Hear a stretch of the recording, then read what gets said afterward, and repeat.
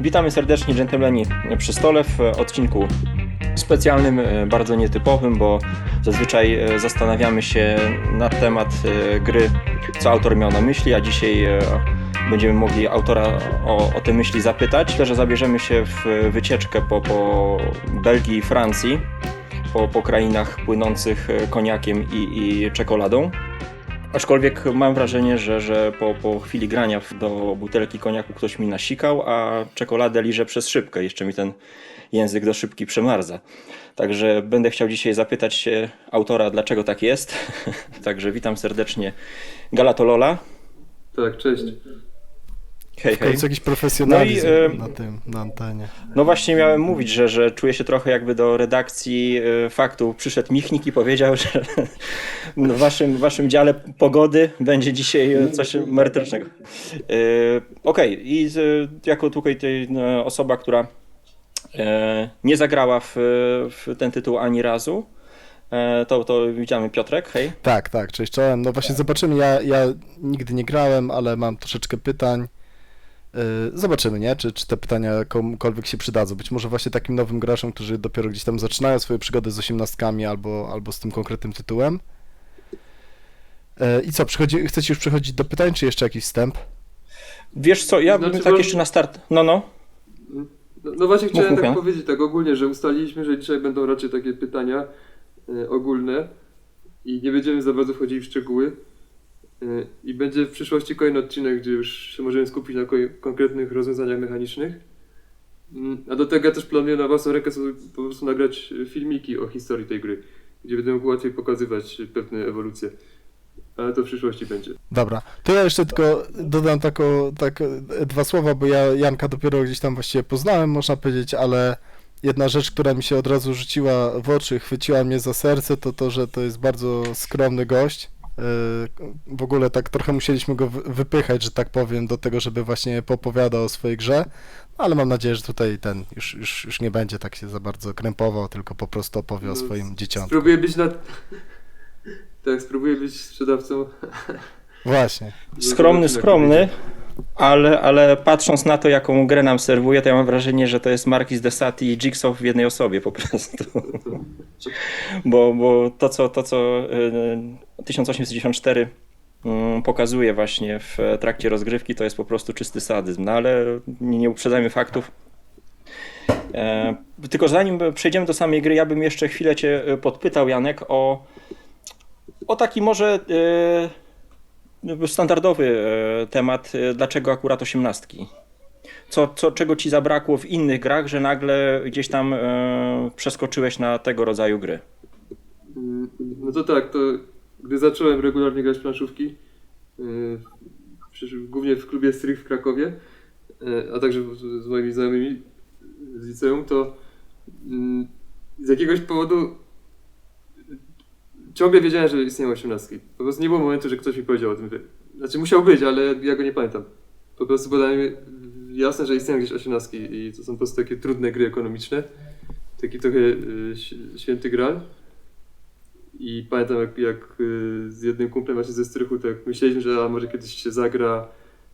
Tam wtedy najbardziej polecaną grą było 18AL albo 89. Więc on planował 18AL właśnie zrobić. Ja w końcu zrobiłem 1889 i to nawet raz zagraliśmy wtedy, ale no na strasznie złych zasadach no i potem miałem długą przerwę, ale no jest wątek na forum o 18, gdzie jednak się tak troszkę udzielałem. W sensie jak ktoś coś pisał, to tam pisałem przynajmniej coś typu, że dobrze usłyszeć, że brzmi dobrze. No i Magole, czyli osoba stojąca za blogiem Race on Boards,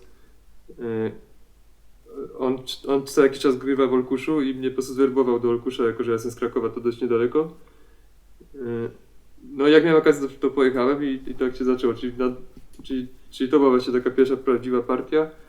Ja pamiętam, jak ja zazdrościłem wam, bo jak czytałem te relacje na forum właśnie z waszych weekendów w Olkuszu, kurczę, tak mi brakowało ludzi w Lublinie. Ja miałem podobnie, jak czytałem relacje Magole właśnie. No i on mnie w sumie przekonał, bo ja tak się trochę, bałem się jechać gdzieś tam, nikogo nie znam. nie bardzo znam zasady, tak, no bo raz grałem wtedy 89 4 lata wcześniej, więc to się nie bardzo liczy.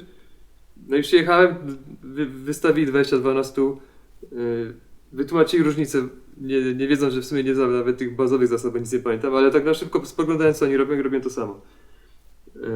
Czyli I zacząłeś, ulepszania torów i tak dalej, to się uczyłem z marszu. czyli zacząłeś od 22? No de facto No tak. to jest chyba taka kobyłka, nie? Długa gra. Dobrze. No. No, dlatego ja mówię, że jakieś takie dywagacje na temat tego, od czego powinien ktoś nowy zacząć, to ja Wróżenie tego z nie lubię. fusów. Po prostu, tak, Rozumiem. ktoś ma łapać zajawkę, to złapie. Jeszcze tylko chcę dodać, że już będąc w jakiś sposób zainteresowany 18, ale nie grając jeszcze, to pamiętam też, że czytałem teksty Adama Badury na planszy. Mhm. Szczególnie mi się spodobało o 17 i brzmiało jak kosmos i nie sądziłem, że kiedykolwiek to zagram. A powiedz, miałeś taki okres, że jak się zachłysnąłeś tymi 18, to przestałeś w inne gry grać, czy zawsze gdzieś tam inne gry też były z tyłu? Nie, no to raczej powoli 18 wypierały inne. Mhm. Na początku pamiętam, jak nawet w Wolkuszu mówiłem, że mi tak wystarczy zagrać raz na 3 tygodnie i wtedy w Wolkuszu tak tam gramy cały dzień, tak 3-4 partie, to pod koniec zawsze miałem trochę przesyt, ale potem no właśnie tak grywałem od czasu do czasu, aż się trafiło, że byłem na konwencie w Belgii, O. w Mechelen. To jest jedna ze wskazówek, czemu akurat Belgia jest w tej grze. O proszę. I, no i tam 3 dni grania tylko w 18, kilkanaście partii i jak widziałem też stoły wokół siebie, też same 18, to jakoś strasznie mnie to nabuzowało i od tego czasu w sumie właśnie zacząłem je mocno ciągnąć, wygrać więcej w 18, no a potem to ewoluowało bardziej i teraz właśnie gram wyłącznie w 18. Sporadycznie gram coś innego i też czasem jak gram z tą właśnie moją grupą wspomnianą wcześniej, jeszcze licealną, jak się czasem spotykamy, choć teraz rzadziej, to też gramy w co innego, ale no generalnie gram w 18. No jest jakaś magia w tych konwentach, bo tak samo jak ja, powiedzmy, grając w domu jedną partię, no to jestem taki nasycony, a na konwencie grając te 12 godzin przez 2-3 dni człowiek jeszcze tak jak Hulk po prostu im więcej tych ciosów zbiera, tym jest silniejszy, no. Więc taki to jest trochę mi się kojarzy z w whisky jest taki moment nazywany przepalaniem kubków smakowych. Kiedy na początku każda smakuje tak samo, a po czasie nagle te smaki się uwalniają. I tak samo z tymi 18. Na początku no, wszystkie wyglądają na nas tak samo, a z czasem nagle zaczynamy dostrzegać, jak różnorodny jest ten świat tych gier. Ale powiedz, no to mówisz o chodzi... No. Na pewno chodzi o to też, że na takim konwencie to no jest po prostu ileś tam osób, nawet jeśli to jest tylko kilkanaście, to jednak to jest zapewne kilka razy więcej niż normalnie, jak się gra w 18 i widać, że jest ilu jest wariatów, których też to kręci i to po prostu tak, no na tej samej zasadzie, jak kogoś można nabuzować udział w koncercie albo w jakimś tam marszu, czy coś, że to że po prostu widzi inne osoby, z którymi coś go łączy, nie? A jeszcze, tak, masz rację, jeszcze zapytam na sekundkę o tą Belgię. A nie wiem, pamiętasz może, jak pojechałeś właśnie na ten konwent do Belgii i tak sobie porównałeś na przykład, jak ludzie tam grali przy stole w porównaniu z tym, co powiedzmy w miarę tak jakoś tam mieliście metę, tak, w miarę ludzie mają pewnie jakieś style grania, czy pamiętasz, że coś ci tak uderzyło, że ktoś ci coś takiego pokazał, że o matko, nie, tutaj w ogóle oni inaczej grają w tą grę na przykład? Nie, ponieważ wtedy raczej byłem noobem. Mhm. Czyli wszystko dla ciebie było nowe? No, większość gier była dla mnie nowa, choć albo powiedzmy tak połowa, ale przede wszystkim w każdej z nich miałem tam po jedną, dwie partie. Więc, Ile lat już w 18? 3? 4? Coś takiego pewnie, nie? Nie, ja regularnie... Nie. Dużo dawniej pamiętam wpisy. No dobra, to ta jedna partia to był 2014, ale ona się nie liczy. To ta pierwsza partia, właśnie 22, to był chyba 2018. A z kolei Xenir to będzie 2019, bo ja go wciągnąłem. No właśnie, też tak stres mnie zjadł na początku i w ogóle nie przedstawiłem cię jako współtwórcę kanału Dwójki Rdzewieją. Tak. Razem z Ksenirem, którego serdecznie pozdrawiamy. bo tak naprawdę wy zapoczątkowaliście tutaj, no poza Bazikiem, który gdzieś tam w planszostacji dawno temu wspomniał o osiemnastkach, to wy zaczęliście tutaj w Polsce mówić i pisać, tak jak mówiłeś, to na Race on Boards, czy właśnie Tak, na, tak. na dwójki rdzewieją. Adam Badura nas na planszy pisywał i parę osób na Race on Boards. LML i Magole. No a potem ja tam dołączyłem też. Trochę tam tekstów napisałem, tylko przestałem to pisać dlatego, że po prostu... No, Nikt nie czyta już generalnie dzisiaj, gram- no. Nie o to chodzi. Tam wyświetlenia... Znaczy nie wiem jak teraz, bo właśnie teraz tam się mniej tekstów ukazuje, więc na pewno są gorsze, ale wtedy to wyświetlenia były nie najgorsze. Tylko chodzi o to, że nie mogę pisać w kółko tego samego. Jak robiłem właśnie te podsumowania weekendów olkuskich nawet, no to jak zawsze były gry dla mnie nowe, to mogę coś napisać, ale potem po raz kolejny pisać, że 49 czy tam spoko, czy coś i to jest bez sensu. Dlatego też się nie udzielam na forum w grze miesiąca, a dawniej się udzielałem, bo też zauważyłem w pewnym momencie, że w sumie kolejny miesiąc rzędu napisałbym 1817. Więc bez sensu. No i ja Race on Boardsy czytałem. Ja swego czasu to wszystko czytałem, nie? I też właśnie tak samo jak Janek mówi, że nigdy sobie nie wyobraża, że w 18-17 zagra, to tak samo ja też tylko myślałem, tam śliniłem się i dotykałem praktycznie to czytając, no ale no. To już też kilka lat temu. Dobra, co tam dalej? Przechodzimy do samego tytułu, tak? Mhm. 1894. No to ty, Piotrek, zacznij, bo to twój, że tak powiem, Nie, to wszystko jedno, tutaj możesz czytać, główny nie? kręgosłup, jeśli chodzi o Moralny. wywiad, to ty czytaj, bo ty masz to poukładane. Nie no, pierwsze pytanie, które mnie na pewno interesuje, to jest, no bo 18 troszeczkę jest, tak? Ty grasz w 18, stworzenie gry, no to jest masakrycznie dużo roboty, jakby ja sobie jestem w stanie wyobrazić, że jest mnóstwo ludzi, którzy gdzieś tam zaczynają robić te gry, ale bardzo szybko odpuszczają, no bo to jest praca, charówka tak naprawdę. I pytanie do ciebie jest takie, no co było tym powodem, tak?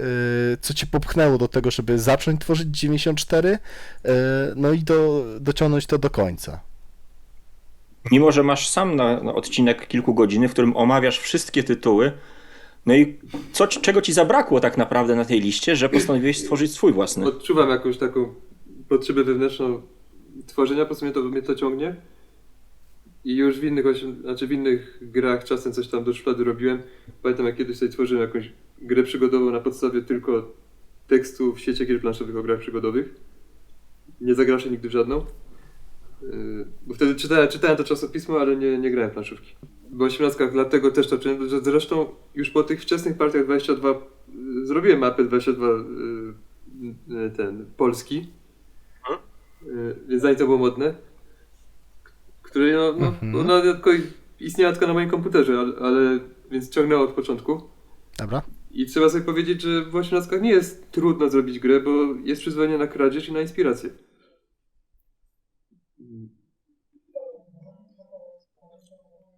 Tak, to bierzemy rdzeń z gry istniejącej, zmieniamy mapę i już mamy nową grę.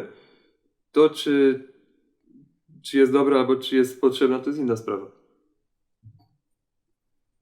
I właśnie z potrzebnością, no to zależy jak ostro się patrzy. Jak się bardzo ostro patrzy, to dzień 4 nie jest potrzebny. Bo nie jest aż tak nowatorskie czy niespotykane. Jak się patrzy zrobić tak cokolwiek, na to pół, może, moim wiesz, zdaniem może i moim tak, zdaniem. ale to...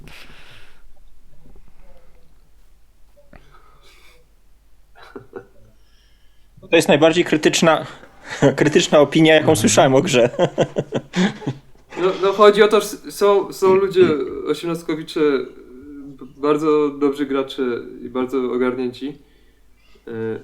W grupie tej z Seattle są takie osoby, którzy uważają, że warto grać w 5. No to jak do czegoś takiego startujemy, to tam właśnie może aspirować 71, ale No to 94 ty raczej jest jesteś raczej takim, bym powiedział, srogim. zbyt podobny do rzeczy, które już istnieją. Nie wiem, recenzentem to... Tak, krytyczna jesteś osobą, nie? Także... Znaczy, przede wszystkim bardzo mało jest bardzo dobrych tytułów osiemnastkowych, które działają na 3 osoby. I tutaj, mimo że z tych wszystkich tytułów, które tam wymieniałeś właśnie w tym nagraniu na YouTubie, to tak naprawdę pod 3 osoby no to można na palcach jednej ręki zliczyć te tytuły, które rzeczywiście można siąść, bo nawet takie 49 osoby, które więcej pograją, bardziej sobie chwalą już w skład 5-osobowy. No jest 7-1, które wszyscy zachwalają na 3 No, osoby. ale może jest lepsze Nie wiem, też od co, czegoś, co już co mi istnieje. przychodziło do głowy jeszcze takich 3-osobówek. No Znaczy 60. 49 No. trzeba od razu wyprostować, że chwali się 4-osobowy, bo 5-osobowy jest raczej beznadziejny. O, widzisz. No to o tym nie wiedziałem nawet. My graliśmy zazwyczaj właśnie w 3 osoby, te niewiele partii, ale mieliśmy okazję. Ale słyszałem właśnie, że im więcej się gra w tę grę, tym jednak ten wariant 3-osobowy nie jest aż tak dobry, jak by się wydawało na To początku. jak ktoś gra dużo w 3 osoby, to polecam 2 gry Marflowa, 18 RHL, czyli operacyjniak, ale ciekawszy, jeśli chodzi o tak pociągi idą, niż przeciętny operacyjniak, oraz 1847, czyli grę, którą między innymi się inspiruje 71 i gdzie trudno powiedzieć, co trzeba robić, żeby wygrać. Podobnie zresztą jak 9-4. Ale do tego jeszcze pewnie dojdziemy. W sensie, no zagrałem w to trochę i dalej nie wiem, co trzeba robić, nie? Więc zaskakująco udana gra, w której nie ma ani grama fajerwerków. 41 Light chyba też na 3 osoby, prawda? O tak. To jest nawet najlepsze polecane. osoby. Dobra, to mamy powiedzmy jakiś tam obraz, no bo wiesz, inspiracja to jedno, no okej, ale wytrwać, tak jak to Piotrek powiedział, no bo prace trwają... To jeszcze na skutkę, przepraszam ci przerwę, nie, no bo inspiracja, oczywiście, że tak, no jakby wszyscy gdzieś tam stoimy na ramionach tych gigantów, prawda, się wspinamy i korzystamy z tego, co gdzieś mniej lub bardziej podpatrzyliśmy, to jest naturalne, nie, no ale właśnie pytanie to jest takie, czy to jest po prostu chamska kalka, kopia gry i tam doklejone dwa jakieś wichajsterki, czy to jest jakby nowa gra, no. Ja nie grałem, tak, ale no, z tego co słyszałem, to absolutnie nie. Absolutnie to jest nowa gra, tak? Nowa jakość. No to mogę to zarysować. No to jest i kalka, i nie kalka. Bo o co chodzi? No to jak mówiłem, ja tam właśnie ciągniem, żeby tworzyć jakieś tam gry. 18 taki do szuflady to tam dużo narobiłem. 18 KRK, czyli Kraków. 18 Animals, czy jakoś tak, coś o zwierzętach. To wrzuciłem na BGG na forum, jest takie forum w tym ogólnych forach BGG-owych. Jest taki forum tam Work in Progress, no to wrzuciłem to. Już Kickstarter wystartował? Nie, nawet stworzyłem też mod na TTS, ale ja w to zagrałem parę razy i uznałem, że to jest sobie za mało tam jest głębi w tej grze. Że zagra się 2 razy, wszystko się widziało. Ale chodziło oczywiście o to, żeby była gra przystępna, tak jak Root jest, powiedzmy to dla coinów, to miało być dla 18. I właśnie, żeby ukraść pomysł z 18 ze zwierzętami, zanim inni to ukradną. O to chodziło. I potem tak jak ja to zamówienie domeny, zapłacenie, nie? Żeby zająć nazwę. I ja to porzuciłem, bo uznałem, że to nie jest wystarczająco ciekawe. I potem 2 lata później ktoś do mnie pisze na Slacku, że właśnie sobie grywa w to i że tam dopty jakąś zasadę. Potem Piękne. rok później kto inny znów pisze, że też sobie wydrukował, że podoba im się to i że... Więc przynajmniej 2 grupy w to grywają. I nawet mi normalnie warianty podsyłał, jakieś modyfikacje zasad, które by widział. Bo o tym, jak naiwnym był ten projekt, jest to, że w tej grze nie można sprzedać pociągów między firmami. Bo ja nie lubiłem tego, nie ogarniałem i uważałem, że to jest niepotrzebna mechanika. Oraz nie można sobie sprzedawać prywatnych do firm. Bo też tego nie czułem. Więc widać, jaki nubem byłem. Nie, ale widzisz, fajnie, że ludzie w to grają, nie? Także to też jest... Żonglowanie pociągami to jest podstawa i w 9.4 to non-stop się robi. A wtedy właśnie to jest mechanika, której nie rozumiałem i nie lubiłem. Czyli odreagowałeś dzień 4 za te zwierzaczki. I też Jigsaw też się uczył. Jest też problem taki, że nie zrobisz 18 naprawdę przystępnym, to zawsze będzie mnożenie. W 18 ZO chyba to jest jakoś tam pomyślane, ale też będą proste działania matematyczne. I to jest problem 18, jak ktoś tak patrzy z zewnątrz, no to jest po prostu liczenie, liczenie. To potem wchodzi w nawyk i się nawet o tym nie myśli, ale to jest ciągłe mnożenie. Sumowanie jak liczymy trasy i mnożenie jak liczymy dywidendy. No, ale co tam dalej? Aha, 18, najwięcej pracowałem nad 18 IRPL i to miała być poprawiona Irlandia. I to było testowane faktycznie. Grywaliśmy to na Board 18, nawet parę razy na żywo. Ale problem był taki, że nikt nie mówił, że mu się nie podoba. Ale po mowie ciała nawet widziałem, że to nigdy nikt nie był... Nie wciągało. Tak na maksa. To po prostu było takie, że spoko. To jest tak właśnie jakby zagrać w jakiegoś takiego typowego przeciętniaka. Ale ja robię dokładnie tak samo, przepraszam, ci wejdę w słowo, jak widzę, jak pokazuję nową grę, gram, nigdy już nie pytam, czy fajne, bo zawsze skłamią, że fajne. Tylko obserwuję właśnie, czy się rozglądają, czy poza już- mapą, czy nie. No. A już szczególnie autorowi, no to nikt nie powie, No że tak, to nie to fajne. też prawda. Bo tutaj chodzi też o towarzyskie takie, ja też bym nie powiedział nikomu. Tak komuś, kogo znam, po prostu bym powiedział coś typu tak naokoło, że nie w moim stylu. Ładna grafika. Albo tak naprawdę, jakbym powiedział coś ostrego o czymś konkretnym, to raczej myślę, że właśnie by mi się podobało i bym widział potencjał, tylko że coś mnie uwiera. Ale jak czuję, jakbym czuł, że coś jest tak, że to w ogóle mi nie pasuje, to bym raczej powiedział coś Na takiego miękko. bardzo wymijającego. No bo To też ciekawe, nie? No ciężko tak komuś Ciężko, wprost ciężko. powiedzieć, że jego dziecko jest nie do końca udane. No. tak i właśnie no i czułem, że to i mnie też to IRPL nie zachwycało, że ono naprawiało pewne bolączki Irlandii, ale kosztem tego, że tam nie było tych dobrych momentów w Irlandii. Bo Irlandia ma to do siebie, że to jest generalnie zła gra, ale ma momenty, które są doskonałe. Choć teraz rzadko na nie trafiam, ale dawniej bywało tak, że na 5 godzin partii, 2 godziny były takie naprawdę na najwyższym poziomie. Emocjonujące.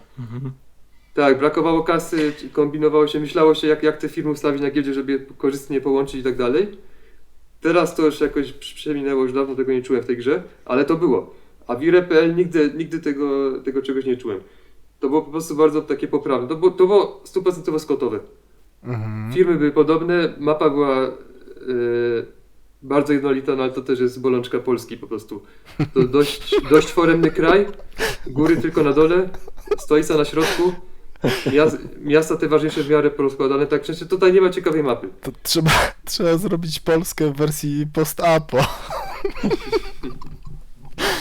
Ojejku. Tak, ale No, mów. Ale dlatego właśnie 9.4 się nie dzieje w Polsce, bo Polska wtedy była zajęta przez IRPL, bo ja pracowałem nad tym dalej wtedy. Nie zakładałem wtedy, że ja to porzucę. Czy tam zawieszę, bo to jest jakieś oficjalnie to jest zawieszone powiedzmy, ale no raczej porzucone. No bo zacząłeś mówić o kalkach i nie kalkach właśnie. A jeszcze... Czyli rozumiem... No. A tak, bo już dygresje szły. Dobra, no bo ja będę miał pytanie do dygresji. No dobra, ale to okej, to kontynuuj na razie. No dobra, no to będę dalej historię z grubsza opowiadał. Potem trafiłem gdzieś w internecie na tekst JCL-a o tym, że, czy autora 28, o tym, że ktoś chyba narzekał na miasta OO, albo coś w tym stylu. A on mówi, że on uwielbia miasta OO i że nawet myślał nad tym, żeby mieć grę, gdzie zwykłe miasta się zmieniają w OO. No i ja mu mówię, że kurczę, brzmi doskonale. A on mówi, że no, że tam coś tam o tym myślał, ale uznał, że to jednak nie warto. Jakby co to mogę ukraść. Znaczy nie, żebym musiał czekać na jego pozwolenie, bo i tak bym ukradł, ale sobie to zanotowałem w pamięci, że kurczę, dobra mechanika. Tylko problem był taki, co robi ze stacjami. That's the Ja spirit. nawet wtedy napisałem, że tylko co robi ze stacjami. Jak się miasto rozdzieli, były 2 stacje, to kto wybiera, gdzie one idą. I on powiedział właśnie, że to jest jeden z problemów. No ale sobie zanotowałem w pamięci. No a później właśnie na konwencie w Belgii, tylko to już był 2. albo 3, zagraliśmy 24. Starą wersję, ale to już było potem jakby Kickstarter na nową. I ja miałem zamówione. Nie? I gramy i sobie myślę, kurczę, ale to jest złe. Czemu ja coś takiego zamówiłem? Że no w ogóle nie jest tak jak miało być. Miały być 3 rodzaje firm, jakieś emocjonujące, bo ja generalnie lubię jak są różne rodzaje firm. Miała być jakieś kopalnia, ale tutaj po prostu jest niesamowicie oskryptowana gierka. Że wybraliśmy coś tam na start i potem po prostu jedziemy jak po sznurku. Ale jedna rzecz mi się spodobała, ulepszanie pociągów. Czyli, że mamy pociąg 2, możemy ulepszyć go do 3, jeśli trójki są dostępne. I mamy na to zniżkę w połowa ceny pociągu ulepszanego, to taka jest zniżka. I chodzi o to, że gdzieś tam mi mignęło w internecie, że w 24 może być mocny train rush. No właśnie bez wątpienia dzięki temu ulepszaniu, a ja zawsze słyszę train rush, to się oczy świecą, Więc też sobie zanotowałem, że można by zrobić grę, która robi ulepszanie pociągów, ale jest dobra. Mhm. I no to miałem te dwa pomysły w głowie i ciągnąłem, żeby jakąś tam grę robić. Miałem wtedy obsesję, żeby zrobić grę o wzlocie i upadku firm. Czyli chodziło o to, żeby firmy były mocne na początku, a potem żeby były tylko kulą u nogi. Grę, gdzie potencjalnie ci się opłaca wyprzedać wszystko, co możesz wyprzedać, bo gotówka jest więcej warta niż udziały. To oczywiście brzmi super, ale raczej zrobiłoby złą grę, bo to pewnie byłoby tak, że jeśli dobrze przewidzisz, kiedy wyprzedać, to wygrasz, jeśli źle, to przegrasz. To takie po prostu zero-jedynkowe, no bo masz kasę, która ci nie zarabia, nie? Ale właśnie takie miałem pomysły i tylko ciężko było to ubrać mechanikę. Pamiętam, że miałem mechanikę, taki pomysł był, że idziesz do przodu znaczy na początku gry idziesz do przodu jak zawsze, jak wypłacasz, ale od pewnego momentu idziesz do przodu, jak wypłacisz powiedzmy 2 razy więcej niż jesteś warty, jak nie, to się cofasz, nawet jak wypłacisz. A jak trzymasz coś, w ogóle cofasz tam parę razy.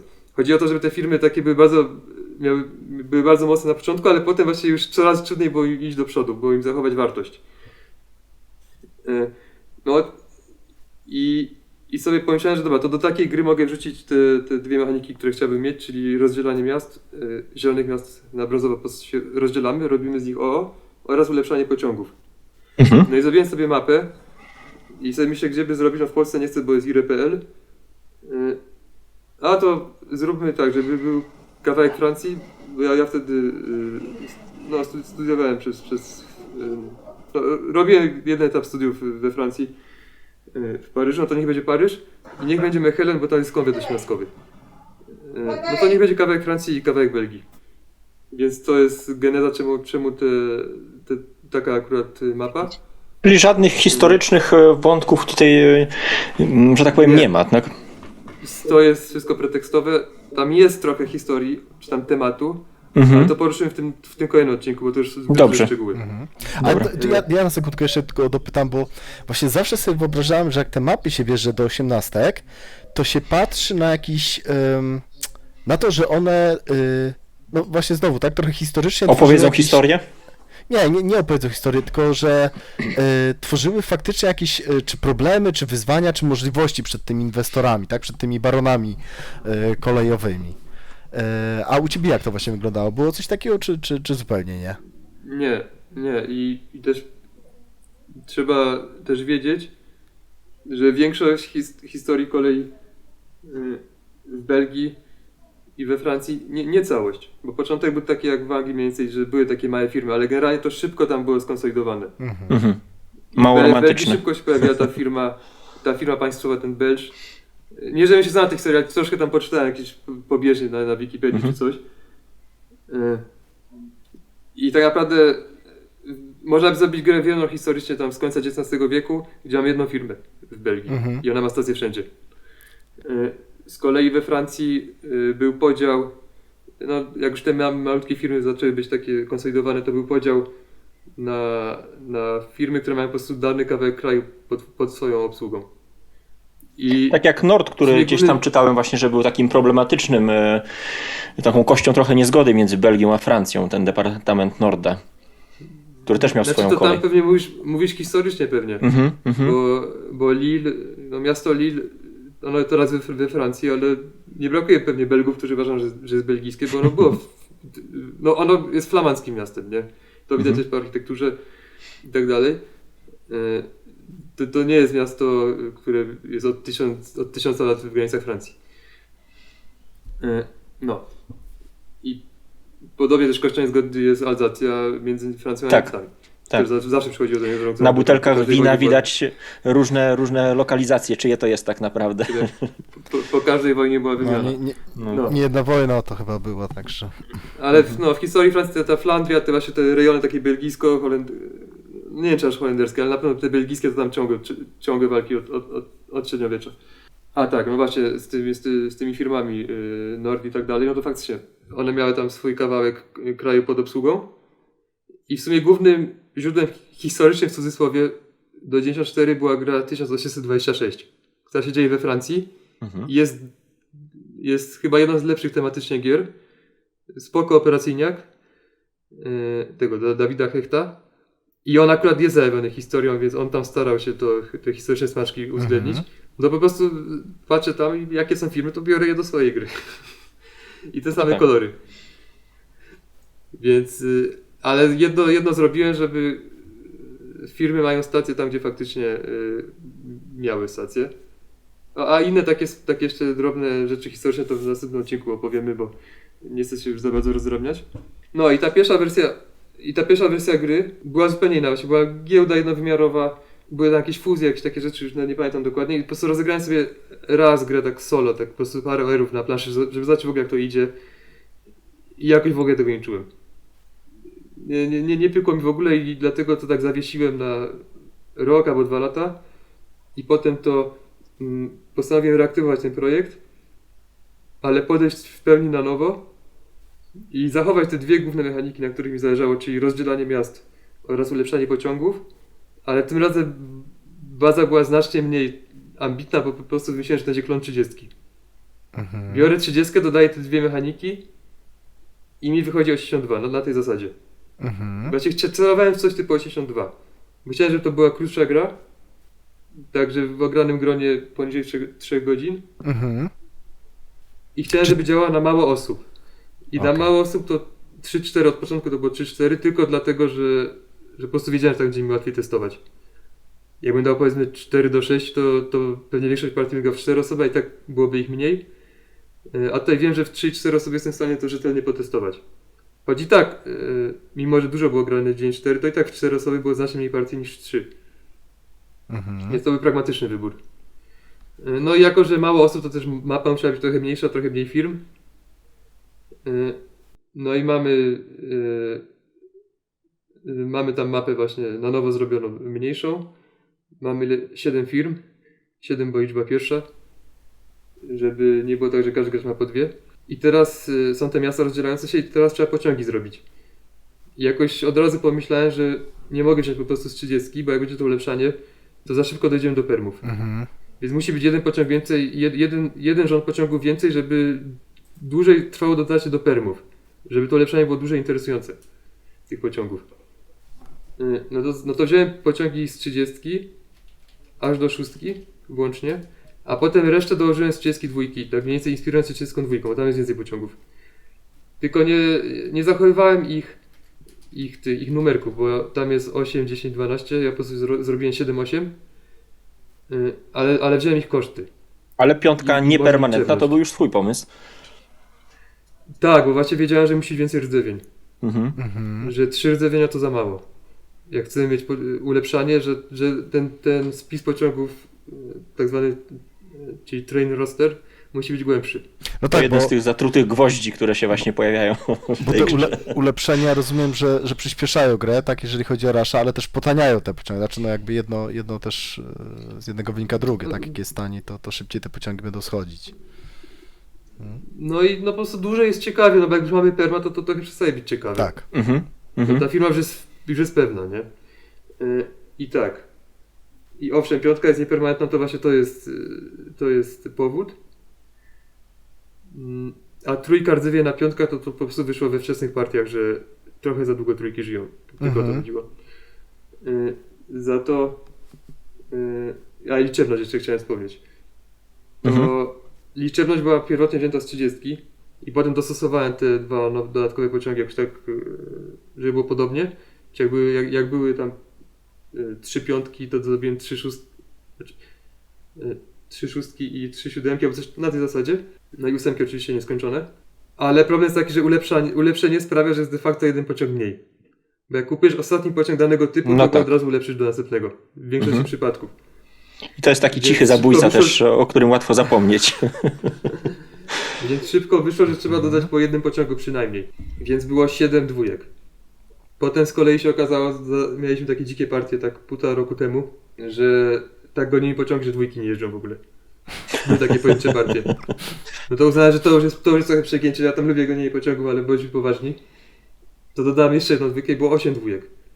I długo było 8 dwójek, ale w międzyczasie było dużo innych zmian.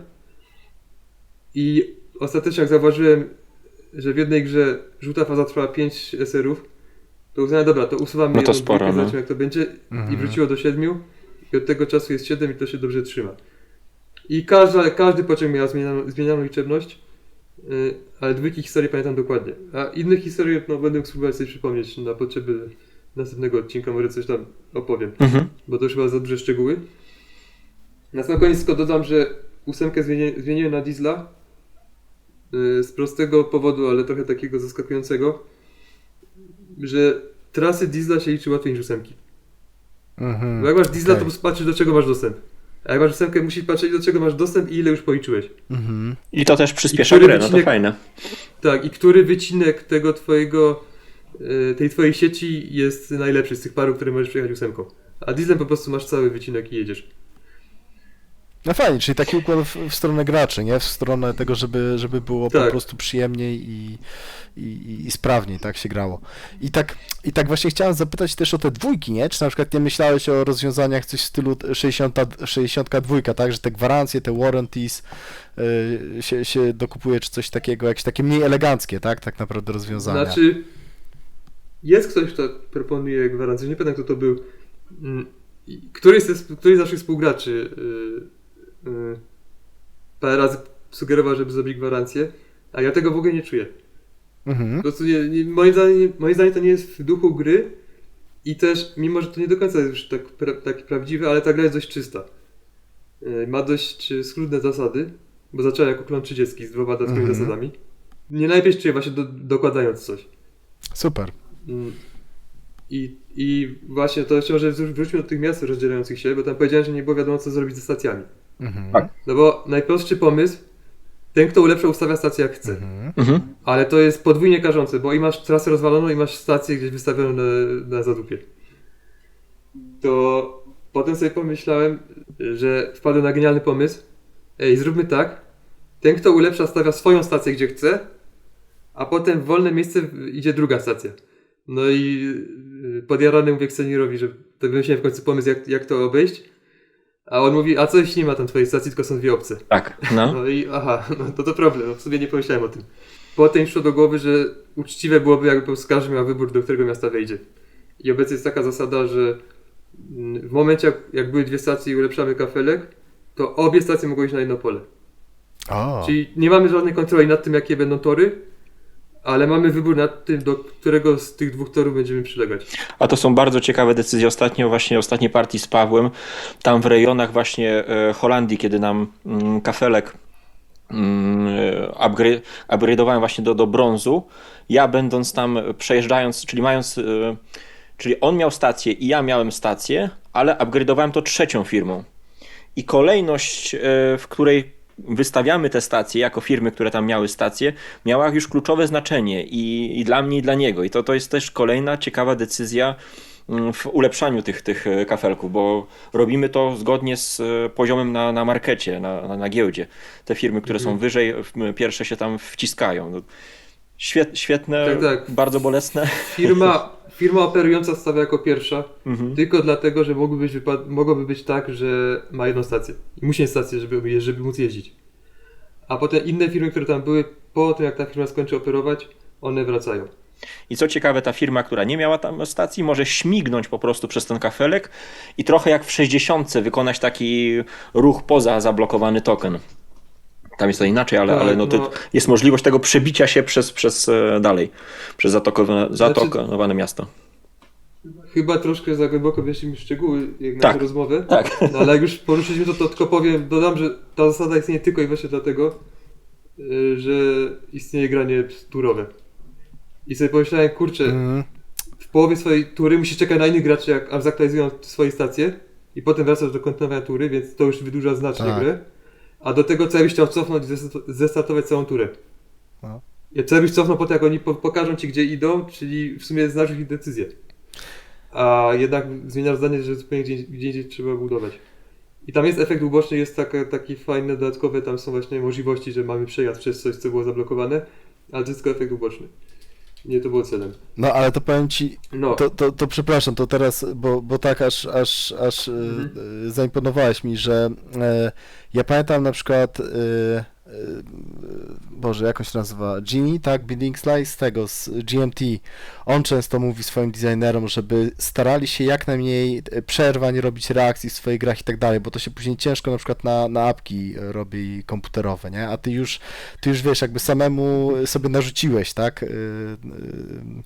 Sam sobie się po łapkach, tak? Tą linijką biłeś, że nie, tutaj można to zrobić lepiej, bardziej elegancko, nie? Także super.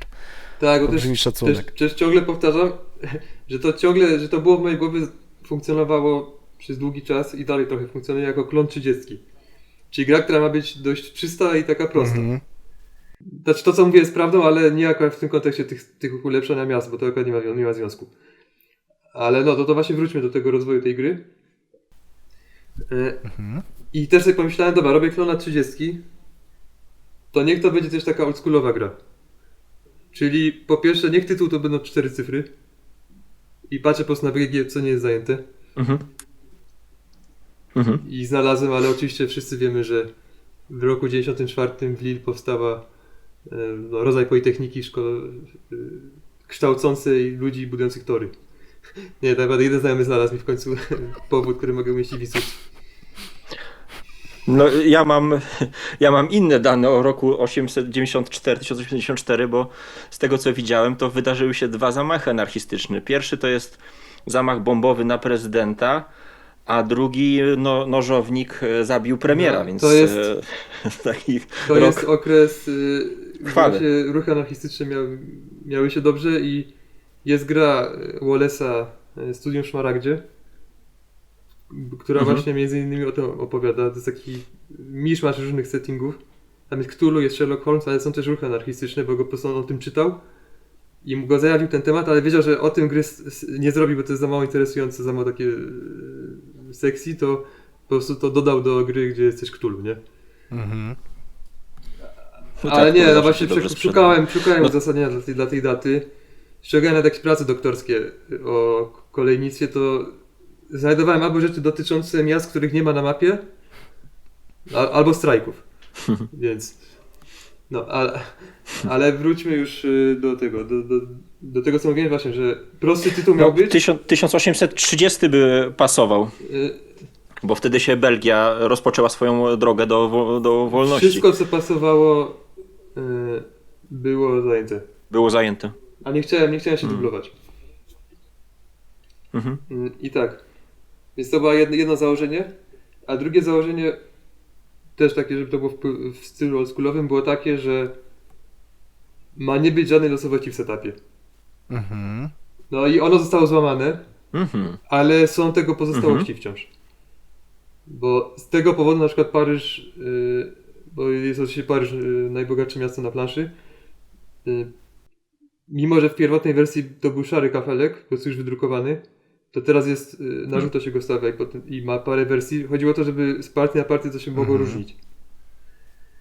Dlatego Możliwości, też rozumiem. niektóre firmy mają 2 stacje domowe. Że mogło być tak, że w jednej partii się buduje tutaj, a w innej tutaj.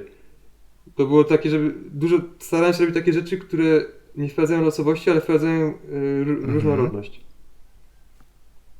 Tak. I potem ostatecznie ta losowość się pojawiła. Bo jesteśmy przy pierwszym ale pytaniu. ona została. To chyba wystarczy póki co. A może jeszcze koniec gry? Dobra, no. Tak, ale też trochę pokrywam inne. Tak. Koniec gry teraz jest taki, że no tak jak w tych nowoczesnych grach często jest. A właśnie, bo to też była jedna z tych oldschoolowych rzeczy, że miał być bank ograniczony. Chodziło o to, że za bardzo nie wkurza odliczanie żetonów. Więc wymyśliłem, że nie, to robimy, że musi dojść do ostatniego pociągu, albo do końca giełdy. I wtedy gra się kończy. No jest efekt uboczny, trochę minus, że nie wiemy, że w wersji z bankiem nie było wiadomo, czy piątki będą permanentne, czy nie. Teraz wiadomo, że nie będą. No i dodałeś nie priority deal wynikający z tego, kto ostatni skończył taki 30-kowy, że gracz po prawej jest pierwszym, który ostatni operował. Tylko ten nowy taki z 28 polegający na po prostu kolejności według pasowania, to który jest, no tak jak mówiłeś, z jednej strony prostszy w obsłudze, ale, ale on no, nie jest prosty w no. obsłudze, bo nie idziesz wokół stołu. A szczególnie jak już rozdałeś karty, dwie osoby mają już karty, a potem wracają, trzeba te karty na nowo poprzekładać. No. On jest przede wszystkim pozornie niesprawiedliwy. Pozornie To jest takie, sprawiedliwe, no, Pozornie? Pozornie w tym sensie, że to nie jest tak, że inne są niesprawiedliwe, no, ale no faktycznie Znaczy chodziło mi prostszy w obsłudze w sensie, że do kontrolowania, zarządzania nim, ogarnięcia, zrozumienia go, nie? Bo jednak umiejętność tak jakby operowania wokół tego starego zasad tych Purity Deal, no wymagała dużo większej znajomości jednak. przede wszystkim wymaga gier, tego tak, żeby żeby wszyscy wiedzieć. gracze byli na podobnym poziomie. Na przykład graliśmy na O, konwencie to w też. 30. Te osoby trochę mniej ograne w 30 były przede mną i robiły rzeczy, które nie... Też pozwalały mi na rzeczy, na które nie powinny były mi pozwolić. Ale z tym priorytetem, zresztą też trochę szczegółowe pytanie, ale zaczęło się jak w 30, tak jak większe rzeczy w tej grze. Tylko chodzi o to, że było wtedy 7 firm i grało się w 3 osoby i się złapałem w jednej partii na tym, że otworzyłem jedną firmę w ciągu gry i już nie mam żadnej, bo zdążyli przede mną otworzyć i nie miałem na tym takiej kontroli, jaką wypadałoby mieć w grze, w której jest ryzyko, że skończę z jedną firmą. Jakby było 10 firm, to by nie wprowadzał tego priorytetu, bo jakby było 10 firm, to na pewno bym 2 dorwał. Pewnie i 3 na 3 osoby. Ale przy 7 firmach to już znaczy zdarzyła się partia, że uznałem, że to jest zbyt utrudniające grę, jak się ma dostęp tylko do jednej firmy, żeby tak było, więc zmieniłem ten priorytet, że teraz masz gwarancję, że jak koniecznie chcesz mieć szansę na firmę, bo widzisz, że jest mało, to możesz spasować wcześniej. Po prostu spasować, okej. I potem się pojawiły dobra, to- te firmy no, późne, więc teraz jest 9 firm. Bo na ciągle mówię, że jest 7, ale teraz jest 9, bo jest w tej grze coś takiego, że od brązowej fazy są dostępne późne firmy. I one generalnie nie mają domu przypisanego, tylko wybieramy dowolne miasto albo we Francji, albo w Belgii, bo jest francuska i belgijska. Tylko ważne, żeby to miasto nie miało torów, żeby nie było za łatwo. Że po prostu nie wbijamy na gotowe. Chyba że wszystkie miasta mają tory, no to wtedy dowolne. I teraz już tak naprawdę ten priorytet według kolejności pasowania nie byłby już aż tak istotny.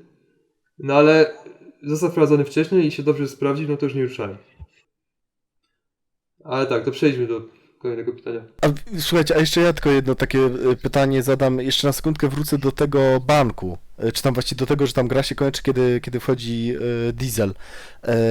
Czy to jest twoim zdaniem duża różnica właśnie w grze, jeżeli gra się kończy właśnie tam równo z jakimś, w cudzysłowie, ostatnim pociągiem, zakupem ostatniego pociągu, versus właśnie, że trzeba jakiś bank rozbić? Jak to z twojej perspektywy wygląda? No jak chodzi o wygodę grania, to jest duża różnica, bo nie musimy przygotowywać banku i nie musimy odliczać ile zostało. Tak, tylko mi chodzi bardziej... A jeśli chodzi o strategiczne O, tak. jakieś rzeczy, no to jest różnica. Bo ja na 100% często bym robił gambity, że piątki będą permami. Bo to jest w moim stylu. Okej. A teraz wiem, że nie będą. Co by się nie działo. No prawie co by się nie działo. Bo jest ten warunek końca gry, jak dojdziemy do końca giełdy, ale to się nigdy nie wydarzyło i jak się wydarzy, to nie będę zadowolony. Bo to jest bardziej wentyl bezpieczeństwa niż coś, na co należy grać. Albo inaczej, na co należy w ogóle pozwolić. Dobra. Dlatego, No tak, u nas... dlatego ten koniec gry jest taki, że ktoś wejdzie, to natychmiast gra się kończy. Żeby już po prostu zasłużył sobie. I żeby tym bardziej inni nie pozwolili na to. Dobra. To lecimy dalej, panowie. No dobra, to mów, no dalej Piotrek, pytanie, jakie masz? Kilka takich scenariuszy, tak? Czyli jestem jakimś tam typem gracza. No i pierwszy typ gracza to jest taki, że nigdy nie grałem jeszcze w żadną 18, ale słyszałem dobre tam słowo o systemie.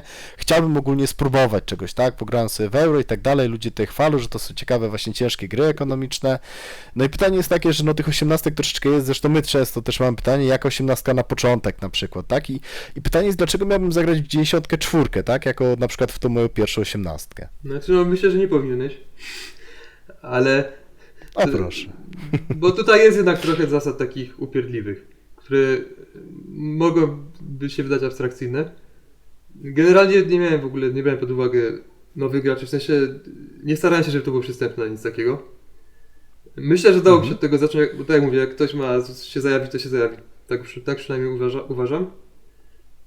Za to mogłoby się spodobać to, że tu jest, no nazwijmy to, akcja od samego początku. Bo w tej grze nie dość, że mamy kasę startową, to jeszcze mamy udziały na start. Spółki są Każdy ma otwarte po już. 2 udziały. Więc nie ma opcji, żebym... Tak. Może genezę tego, czemu one są otwarte, to na następny odcinek zostawimy. Ale faktycznie to jest tak, że dwie spółki w grze zaczynają otwarte i każdy ma po jednym udziale z nich. Więc nie ma opcji, żebym w drugim sessionie nie miał kasy na otwarcie, bo po prostu mogę sprzedać te dwa udziały. Które najpewniej są warte 100, około 100. Więc każdy w drugim sessionie otworzy sobie firmę. Najpóźniej. Czyli ja bym powiedział z dlatego perspektywy jest wiele firm gracza też. szybko. No. Mhm.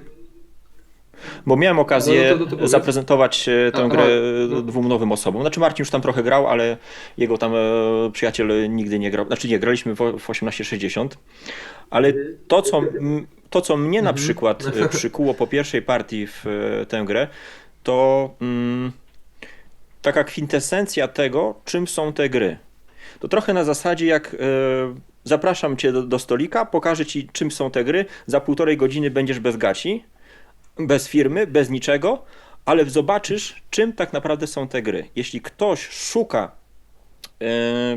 szuka czegoś innego niż grał do tej pory, no to tutaj ma taką właśnie, moim zdaniem, kwintesencję, bo dlaczego tak? Bo właśnie przez to, że ona działa na 3 osoby, to wystarczy jedna osoba wprowadzająca, która już tymi 2 nowymi graczami będzie zarządzała, bo powiedzmy siadamy w taką 30 z 4 nowych osób i jedna prowadząca, no to te 4 osoby tak czy siak wykoleją partię. Tutaj graliśmy właśnie z Marcinem, jego sąsiadem Dawidem, 1,5 godziny partię i w zasadzie już nie było dla nich sensu grać dalej, ale doświadczyli w pełnym zakresie tego, czym te gry są.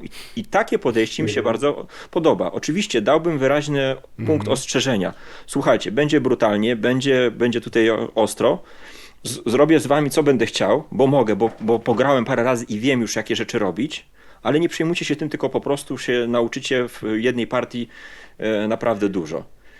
I dla mnie na przykład jak pozagrałem właśnie w Rzeszowie, to mówiłem, chcę mieć tę grę, bo mam wrażenie, że dotknęliśmy w pewien sposób sufitu, o tym trochę to mówiłem właśnie z Pitonem. Nie wiedziałem jak przełamać ten impas.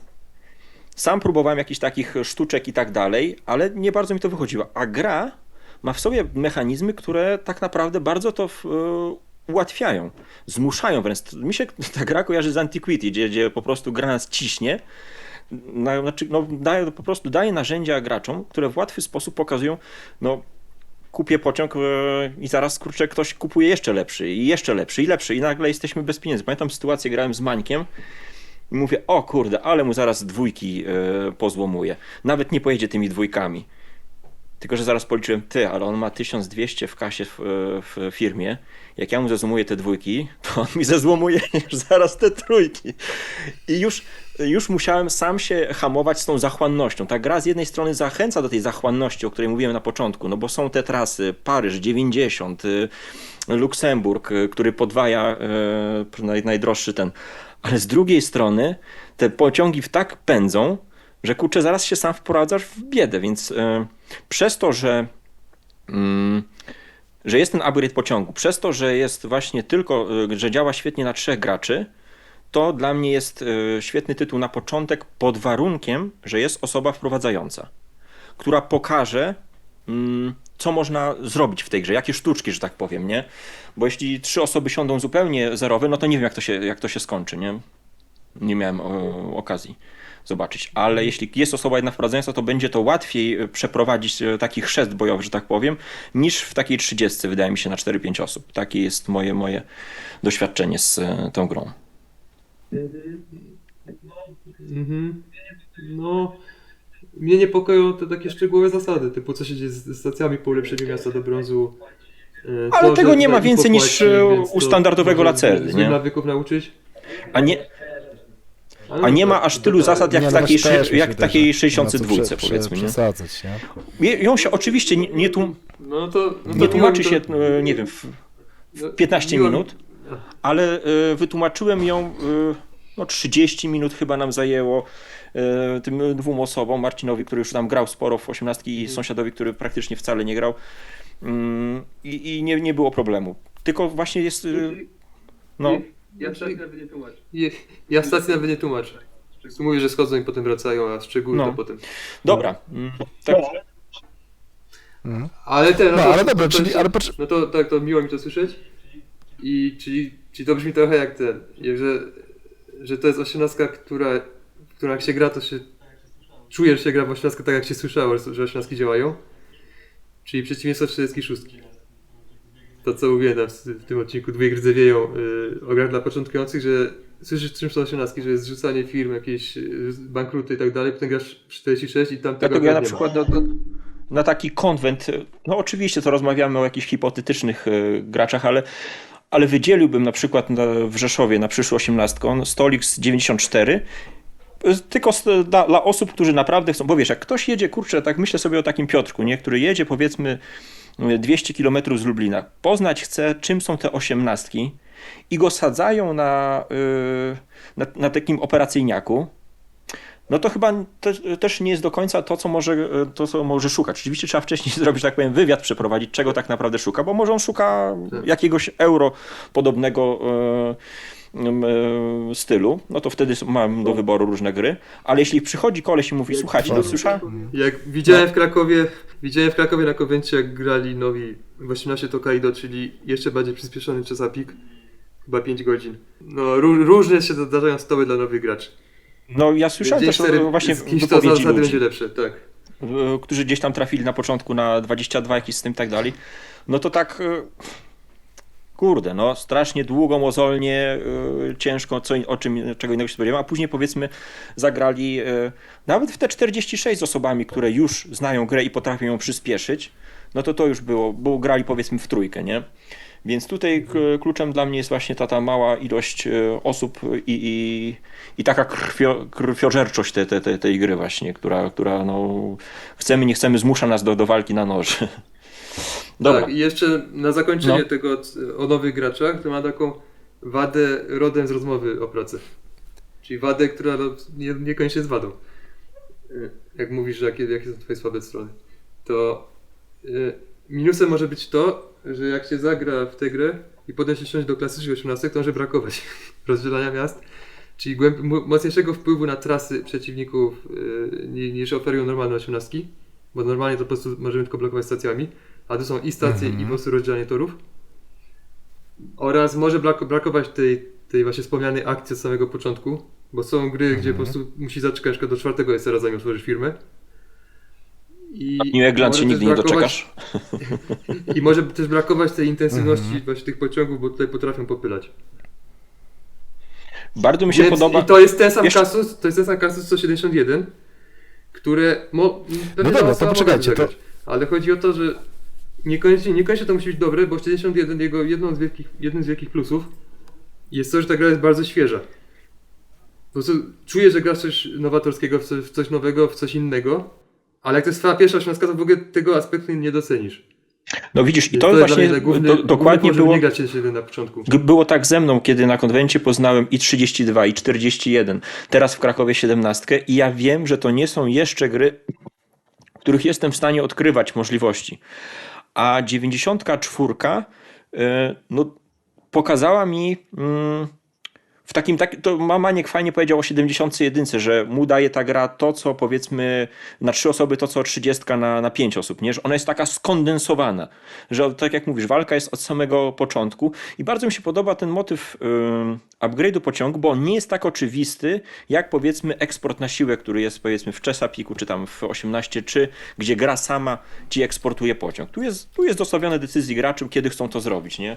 A zazwyczaj zachłanność jest najlepszym głosem podpowiadającym bierz teraz, to już jak póki jest, to bierz i gracze sami po prostu upgrade'ują te pociągi. Dobra, czyli poczekajcie, teraz...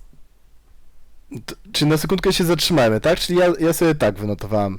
Tutaj mnie poprawcie, jak coś przekręcę. Czyli mamy tak, mamy dynamikę, tak? Bo zarówno jest dynamika jakby rozgrywki, te pociągi, ten train rush leci, jak i czas rozgrywki jest bardzo przystępny, z tego co mówicie, no bo mi się 18 to raczej poza pojedynczymi tytułami. No, jeszcze wrócimy do tego czasu rozgrywki. Tu Irek wspominał o grze, którą po prostu przerwali. Jest to oficjalny warunek końca gry. Jak uznamy, że ktoś wygrał, możemy przerwać oficjalnie. Ale do tego czasu rozgrywki jeszcze No nie dobra, no okej. No ja słyszałem, że jest raczej krótszy czas niż dłuższy, no ale dobra.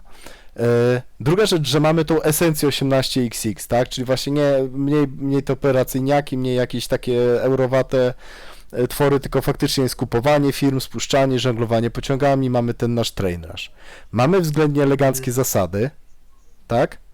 No i mamy jeszcze dodatkowo w bonusie ten dynamiczny początek gry, tak? Taki zaawansowany setup, że właśnie nie czekamy ileś tam SR-ów, ileś tam OR-ów, zanim pierwsze tory powstaną, zanim Dwie spółki od ktoś razu otworzy operują. firmę, tylko już jest jakaś akcja.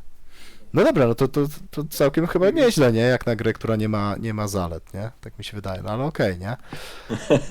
A powiedzcie mi jeszcze, a to ja odwrócę pytanie, nie? A to dlaczego to nie powinna być moja pierwsza 18? Jeszcze tak teraz mi przyszło do głowy. Znaczy w sumie powtórzę to, co mówiliśmy, no bo znów mógłbym się powtórzyć, że nie jestem pewny, czy zasady są wystarczająco mimo wszystko proste. Irek akurat to skontrował. No mi też się wydaje, wiesz co... No i też ten argument, który przed chwilą padł z tym, że to jest trochę inne i może niektórych rzeczy brakować. To jest taka wada w cudzysłowie, bo to nie jest wada tak naprawdę, ale no zagrasz potem w 30, którą to będzie się ona wydawała taka zbyt ułożona.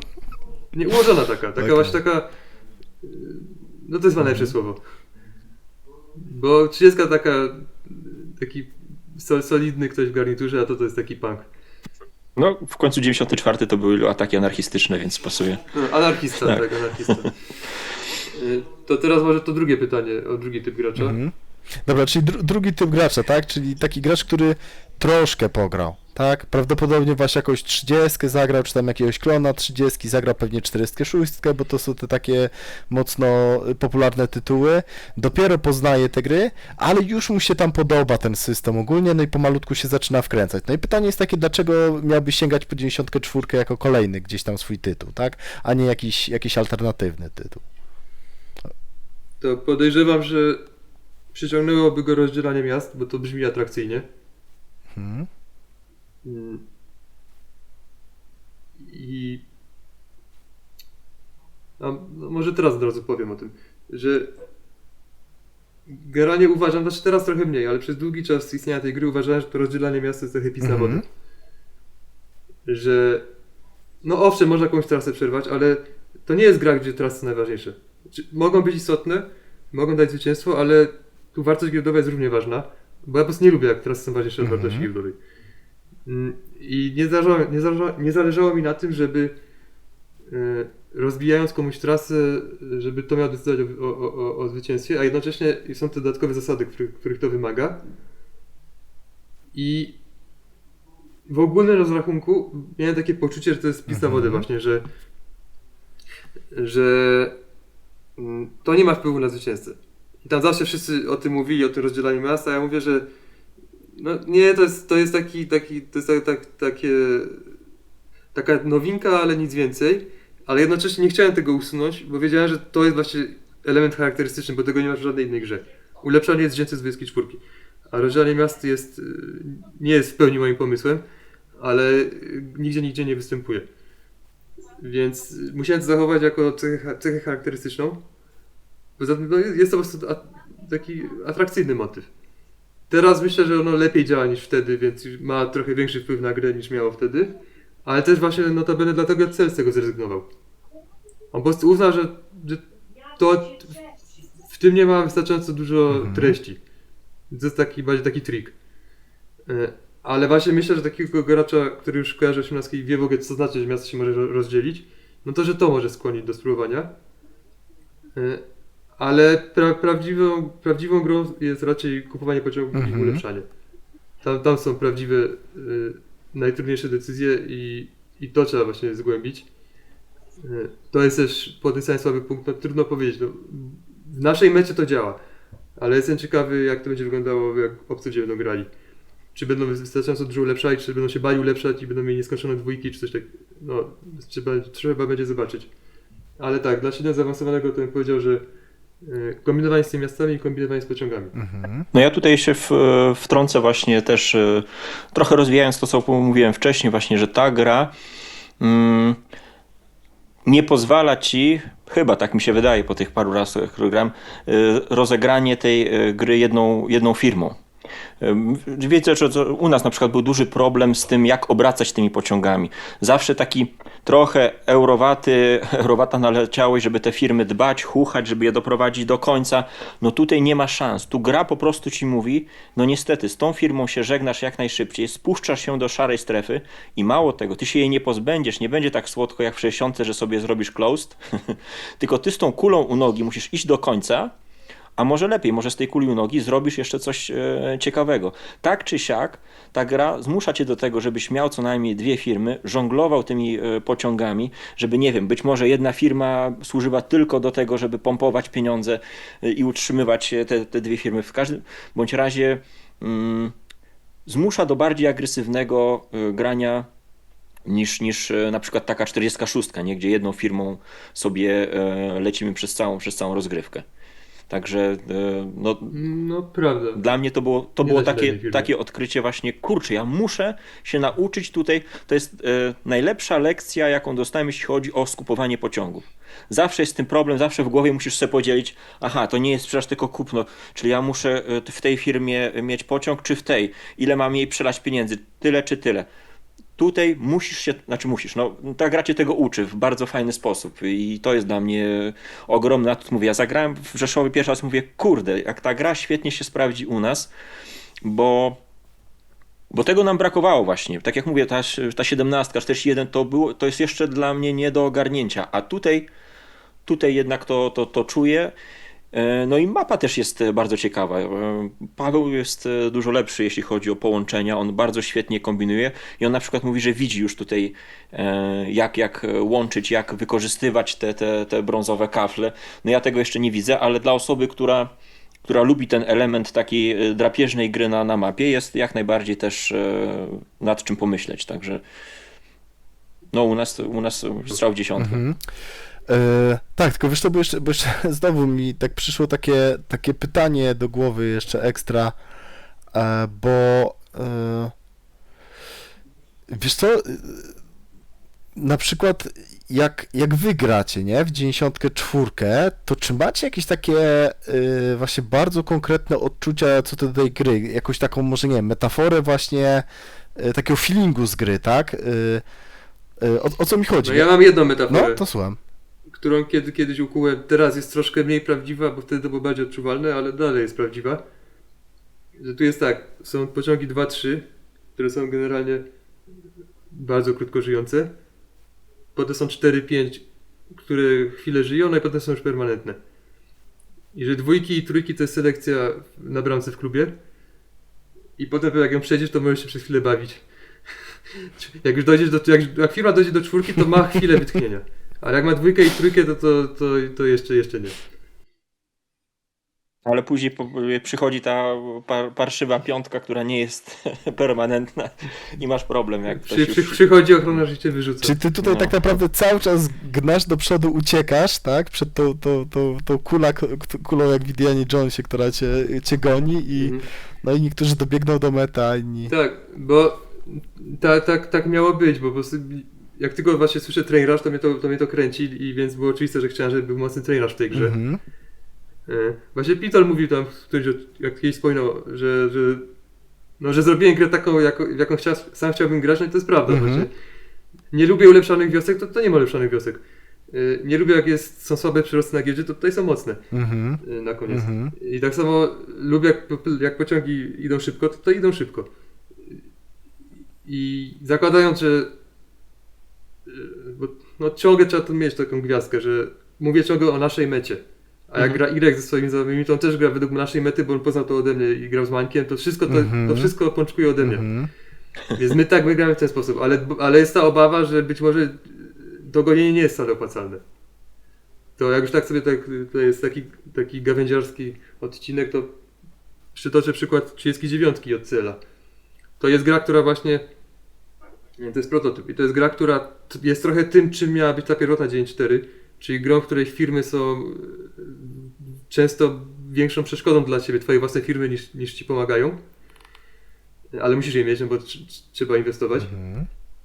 Bo on ma taką obsesję, żeby zrobić grę, gdzie na koniec wygrywający wynik jest nawet mniejszy niż kasa startowa. To takie rzeczy.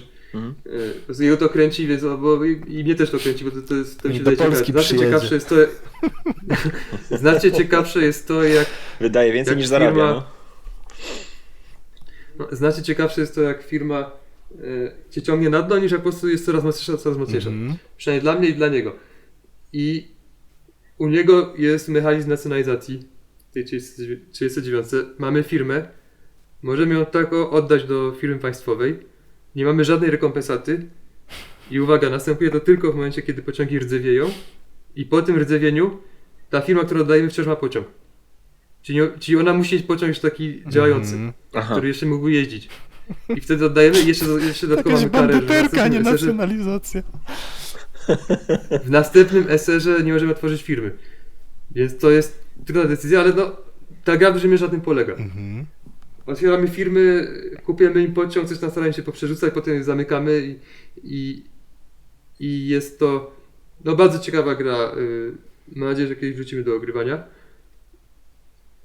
Tylko problem jest taki, właśnie to metafora, była mowa o metaforze, to metafora dla tamtej gry, zaproponowana przez jakiegoś tam znajomego jego, była taka, że to jest gra z kategorii ikarowych. Że lecisz blisko słońca, a potem po prostu spadasz. I musi tak lecieć, żeby nie lecieć zbyt blisko tego słońca, bo tam fakt, że tam jest na porządku dziennym w tamtej grze jest to, że ten, kto prowadzi w połowie partii, potem kończy na samym końcu.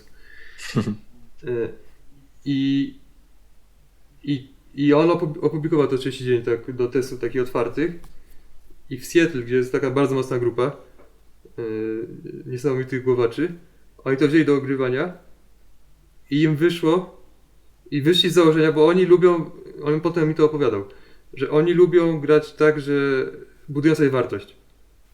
Że oni są mega dobrymi graczami, także ciskowymi i tak dalej, ale generalnie u nich jest taki mocny ten rdzeń, taki operacyjny, że sobie kupować dobre udziały i żeby inwestować w coś, co faktycznie ma, no tak w sumie tak tematycznie to ma sens, co jest przyszłość i tak dalej. I oni założyli, taki był punkt wyjścia u nich, jak popatrzcie na reguły i tak dalej, że nacjonalizacja nigdy się nie opłaca. Za bardzo się na nie stratne. I zaczęli grać tak, żeby nie nacjonalizować, nawet kosztem tego, że mieli jeden pociąg do przerzucania pomiędzy kilkoma firmami, ale dzięki temu parę firm, które dobrze sobie prosperowały i po prostu wyszło na to, że to się zawsze, że ta strategia zawsze wygrywa przeciwko komuś, kto nacjonalizuje. Czyli złamali grę. Bo zagrali inaczej niż JCL grał, bo dla JCL było oczywiste, że trzeba nacjonalizować, bo o to chodzi w tej grze. I jak potem my graliśmy tam przez Board 18, czy to z nim, czy to pod jego egidą, jak on obserwował to i tam był też na naszym czacie, więc mógł reagować i tak dalej. I też znaliśmy tę grę głównie z jego wypowiedzi i wiedzieliśmy, że nacjonalizacja jest ważna. To my nacjonalizowaliśmy, ale tamci po prostu podeszli, nawet jeśli to wiedzieli, to innej odrzucili, perspektywy. tak, podeszli po prostu tak na czysto, jak oni by w to zagrali i złamali grę. I on to 30 dzień potem całkowicie sobie pociągi wymienione, teraz to z tego co wiem już ten problem nie występuje. Więc gra została uratowana, ale wydłużyło to jej powstawanie o 1,5 roku. O kurde. Ale chodzi o to właśnie, że tego się ciągle obawiam, nie? Że dzień 4 trafi do szerszego grona i się okaże, że na przykład się nie opłaca ulepszać dwójek. Że opłaca ci się, że kupić 2 dwójki, za 2 dwójkami dobrze jeździsz i nie tykasz ulepszenia. Bo to za szybko ci przyspieszy śmierć twoich dwójek, którymi dobrze jeździsz. Oczywiście liczę na to, że jest tak, że ktoś będzie w lepszej sytuacji i nie będą się i tak gonić, żeby go No właśnie, że zawsze ktoś będzie w gorszej, ktoś lepszej sytuacji. Ale dlatego tak. ciągle właśnie jestem niepewny. I teraz są właśnie, bo tak możemy powiedzieć, że wczoraj ta gra wylądowała na gamesach tych takich ogólnie dostępnych, więc można sobie sprawdzić. No i będę się przyglądał tym grom, które tam są otwierane, jak im idzie. Dzisiaj widziałem, jak ktoś grał na żywo. W 2,5 godziny doszli do połowy piątek i przestali grać, więc nie wiem, czy wrócą, czy będą kontynuowali turowo, czy nie. Więc tempo mieli dobre, bo teraz jest SR5, więc dość dobre tempo jak na nowych, ale no czasowo tak w godzinach no to trochę mi to zajęło. Bo nam zajmuje 2,5 godziny na gamesach cała partia. Ale no to wróćmy do tego trzeciego typu gracza. Dobrze, to przejdźmy do typu. Przejdźmy do typu gracza, który jeszcze ograł setki partii w różne tytuły. I czy on będzie też miał tutaj co odkrywać? To tak, no to ciężko mi powiedzieć, bo sam nie uważam się za takiego koksa. To... Ale właśnie grałeś żałuję, w że tę nie- grę ze 100 razy, już Gra- zagrałeś, tak? W zagrałem. swoją grę. Trzeba też pamiętać, że te początkowe partie to prawie zawsze były kończone w połowie. Ale policzyłem za to, że od połowy czerwca ma ponad 50. Mhm. Tylko teraz rzeczywiście przyspieszyliśmy z tym graniem. Więc wcześniej więc ponad 100 będzie, jak się to sumuje wszystko. Ale A powiedz mi, a ty dawałeś właśnie jakiś komuś jeszcze z zewnątrz, poza właśnie chłopakami z Krakowa, którzy też no przecież nie są nubami, nie? Do grania, jeszcze tak na zewnątrz, nie wiem, właśnie tych JCL Tak, albo były- komuś nawet no, pokazywałeś. z celem grałem 5 razy. Mhm. To może potem, jak będziemy opowiadali o tym testowaniu. No dobra. To jeszcze tam Dobra. wspomnę. A teraz ten no to właśnie nie wiedziałem, jak na to odpowiedzieć, no bo ciężko mi też się wczuć. Ale tak wymyśliłem przewrotną odpowiedź na to pytanie, no bo tam treść niektórych pytań znałem wcześniej. Że ta gra oferuje dużo wybuchowych narzędzi. Mhm. Takich nie byle jakich rzeczy. Ponieważ podczas aukcji są dwie firmy licytowane, za które zapłaciłem mi około 200, ale przychodzą z 1000. I są lepiej umieszczone na giełdzie, bliżej prawej krawędzi. Na giełdzie przyrosty w 5 ostatnich kolumnach są po prostu chore. Są hardkorowe. Mhm. Mamy możliwość w tej grze taką mechanikę, o której jeszcze nie wspomnieliśmy, nietypową, że możemy skupić udział, firma może skupić udział w OR-ze swój własny z rynku i potem jak tam spełni pewien warunek, to może wyemitować wszystkie udziały, które posiada, ale każdy po 100, niezależnie za ile je kupowała, niezależnie ile jest warta. Już Martin 2D, czy taki stały bywalec na Gamesach, on rzucił okiem na reguły i stwierdził, że to brzmi Broken. niesamowicie mocno.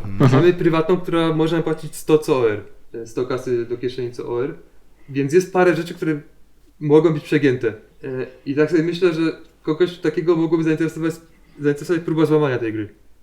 Po prostu popatrzeć na te zasady, ustalić co jest według niego przegięte i zobaczyć, czy to zadziała. A jak nie, to spróbować. To złamie. Bo wydaje mi się, że to są narzędzia. Właśnie ja szacuję na 30% to, że ta gra jest po prostu zepsuta i ktoś ją złamie. Ale nam się jeszcze nie udało.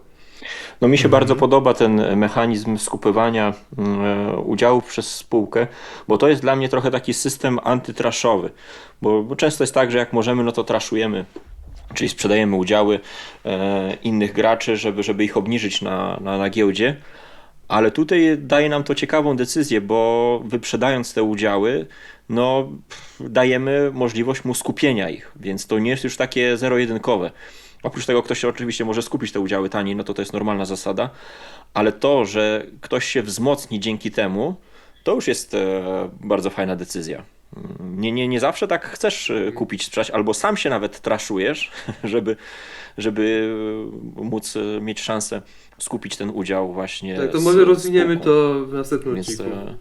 Czemu to powstało tak, i tak, no. jakie są skutki tego. Dobra. Tak. No dobrze, no to co, to przejdźmy dalej. Jakie Znaczy, są, no, Piotrek, masz następne dalej to są, pytania? z jakich elementów w grze jesteś najbardziej zadowolony, tak? No zadowolony, bo tu nie chodzi, że dumny też w sumie, nie? Dlaczego nie? Tylko które naprawdę ci taką, no, głęboką satysfakcję sprawiają. No to po pierwsze w to, 94. mam tu kilka punktów, że Mhm. udało się doprowadzić do sytuacji, w której większość partii trwa 6 serów.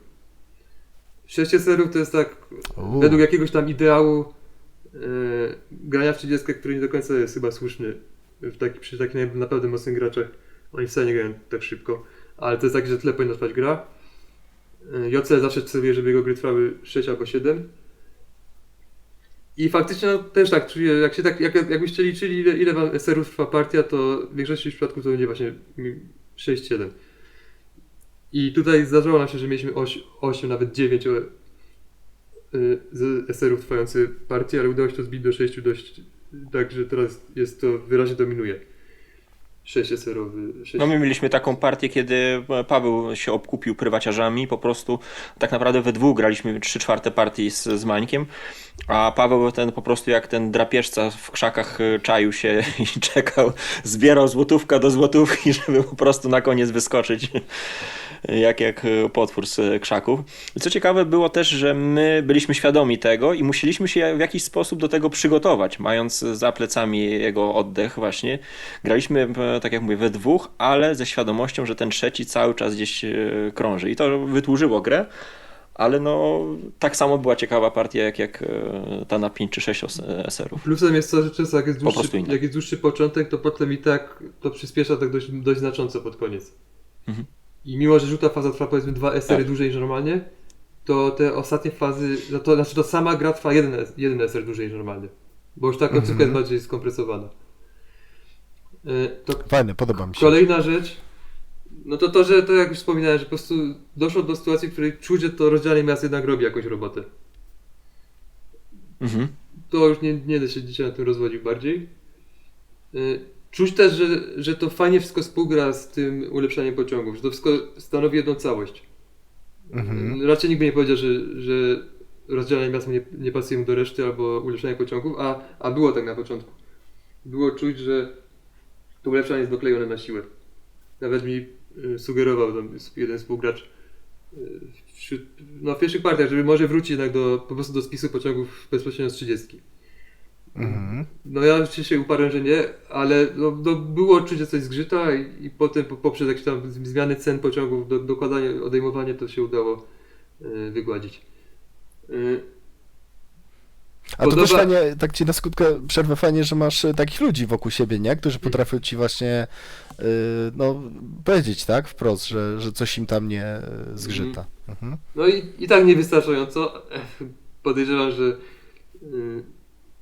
mogliby częściej jakieś zarzuty stawiać, ale tak. Miałem też obsesję, żeby tu stację, bo istotną grą dla rozwoju tej gry jest 71. Bo ja w to cały czas gram, przynajmniej przez sieć mam ciągle otwartą jakąś partię. I to jest no doskonała gra. I tam jest moim zdaniem najlepiej wyważony stosunek ważności stacji do ich ceny. W tym sensie, że te stacje tam są niezbędne, ale jednocześnie boli nas to, że je stawiamy. I miałem obsesję, żeby tak samo było tutaj. I wydaje mi się, że udało w końcu to osiągnąć. Że tutaj płaczemy, musimy zapłacić 100 za stację, ale jak nie postawimy, to będziemy już przesrane.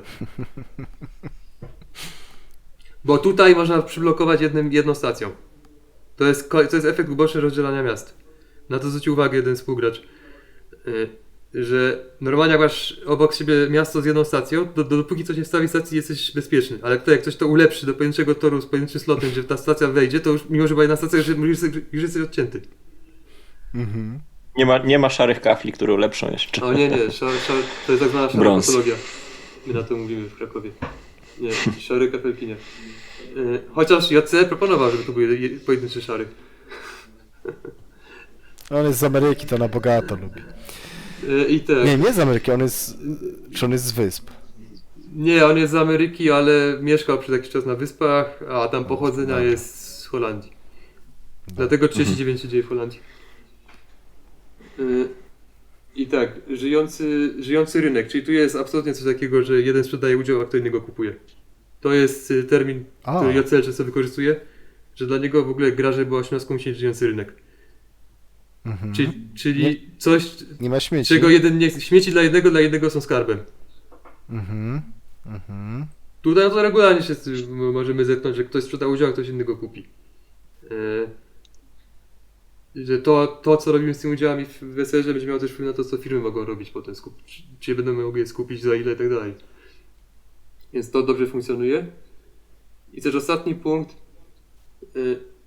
że zdaje się, że jest dobry balans między wartością giełdową, między tym, jak ważna jest wartość giełdowa, a trasy i tym, jak ważne są wczesne permy, znaczy jak dobre są wczesne permy, a jak dobre są diesle. Chodzi o to, że nie jest tak, że jak się ma najmocniejszą trasę, to się automatycznie wygra. Ale też nie jest tak, że jak się ma najmocniejszą wartość, to się automatycznie wygra. I można mieć słabiutką trasę, ale jak się jest tam kilka kolumn przed innymi na giełdzie, to ma się wciąż szansę na zwycięstwo, bo po prostu ma się o tyle lepszą wartość. Jednocześnie, jak gracze to są... jest nadzieja dla mnie. Tak, jak gracze, no dla mnie też, właśnie ja też mam taki styl grania, że po prostu idę firmami do przodu, co by się nie działo i niestety... Nie, ja gorzej, ja nie umiem budować tras, ale dobra. Ja nie wiem liczyć. Jak mam już budowane trasy, to ciężko mi znaleźć optymalną. I jeszcze właśnie z tymi, jak idą gracze mniej więcej web w web, to ten, ktoś ma lepsze trasy, raczej wygra. No i to jest dobre. I jest teraz z tymi permami. Bo ja generalnie lubię, jak wczesny perm jest bardzo mocny. Bo 30 w sumie się sprawdza do tego, żeby piątki zdobyć. I to moim zdaniem jest spoko. Generalnie mi się to podoba. W grach bez taki taniec wokół tych... Co tu zrobić, żebym to akurat ja był, który trafi na ten pociąg. No ale wiadomo, że szczególnie w tej grze,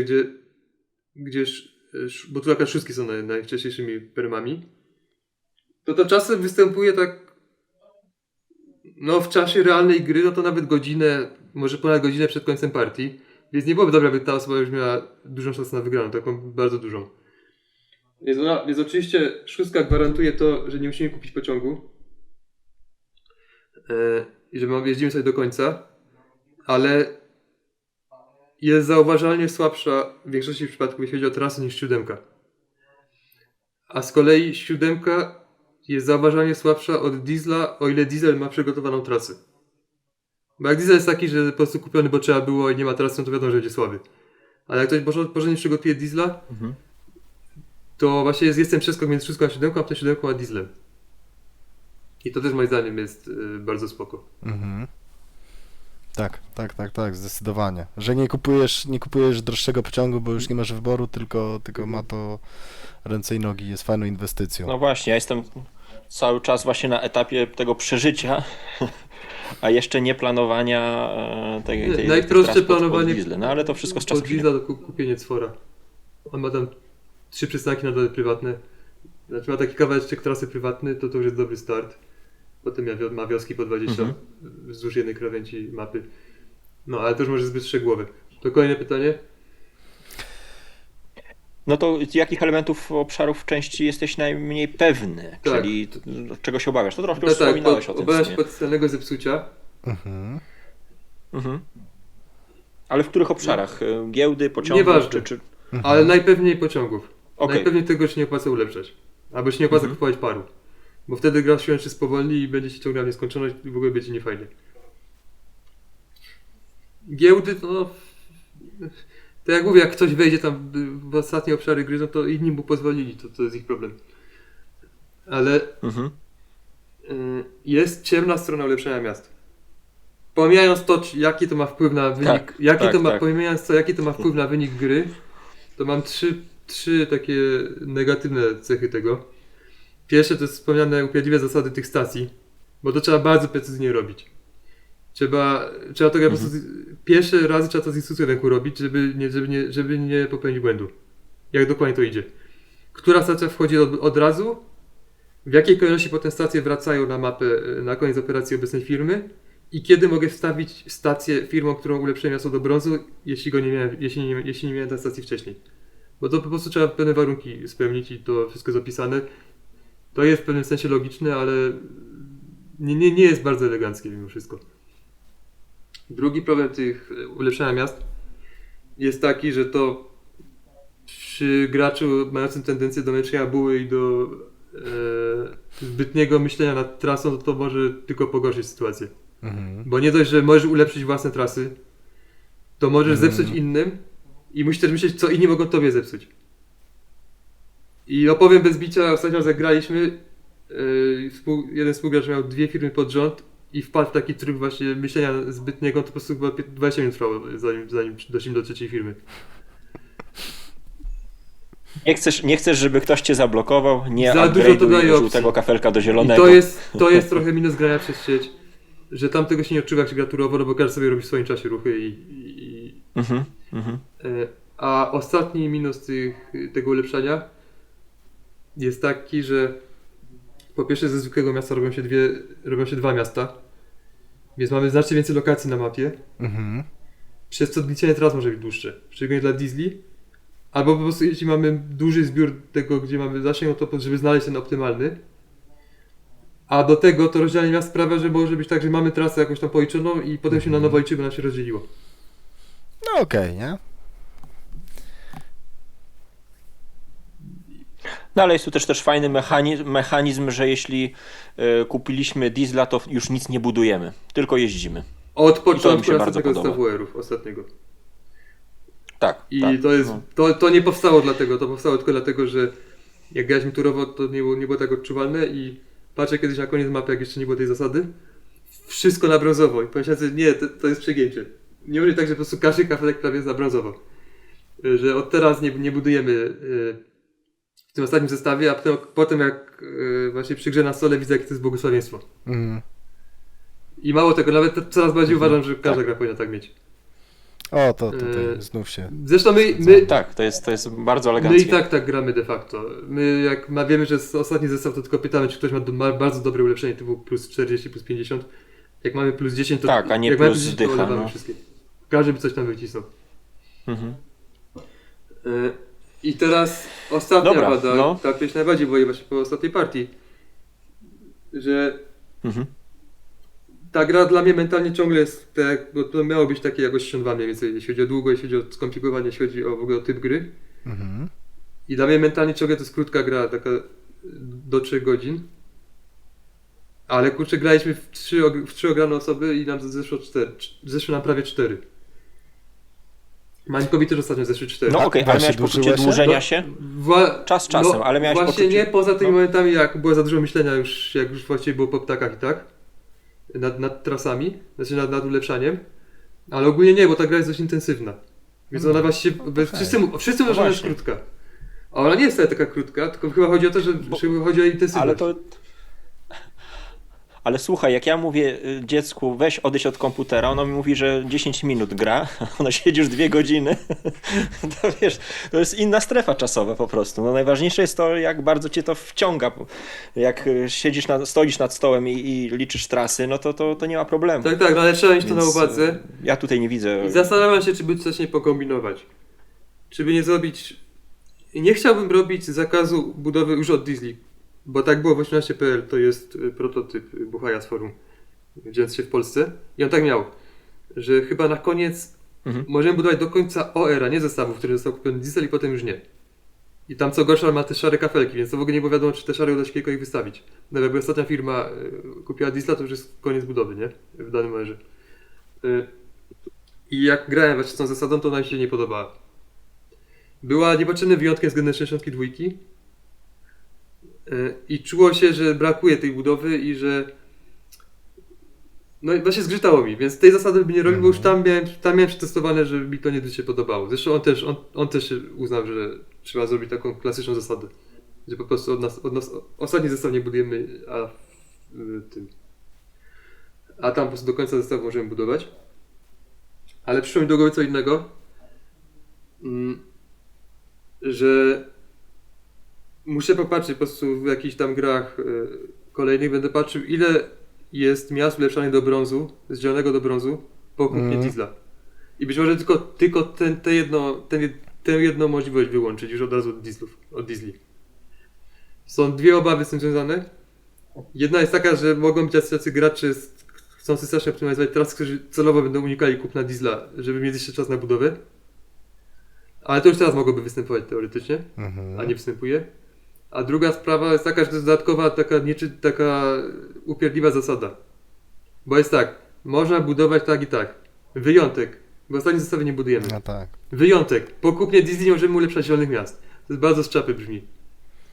Ale myślę, że mogłoby coś robotę Już nie przy tym takim, jak się trafia takie mocniejsze zamulanie już na dieslach, jak tu ulepszyć miasto. Tylko właśnie muszę zobaczyć, jak często to występuje, bo jeśli by się okazało, że regularnie się zdarza, że po kupnie diesla jeszcze mamy szansę, żeby jakiegoś hegemona rozdzielić mu trasę, to jest jednak, ma w sobie jakąś wartość, więc nie należy tego usuwać. Ja w tej grze nie widzę opcji, że ktoś się nie schyli po diesla. Ta pokusa wywalenia komuś piątek jest zbyt wielka po prostu. Więc no, to jest taki haczyk tutaj, po który ktoś się, Jeszcze który się zapytam, bo złapie. ty będziesz miał wgląd do jakby wszystkich logów tych rozgrywek na 18xx Games?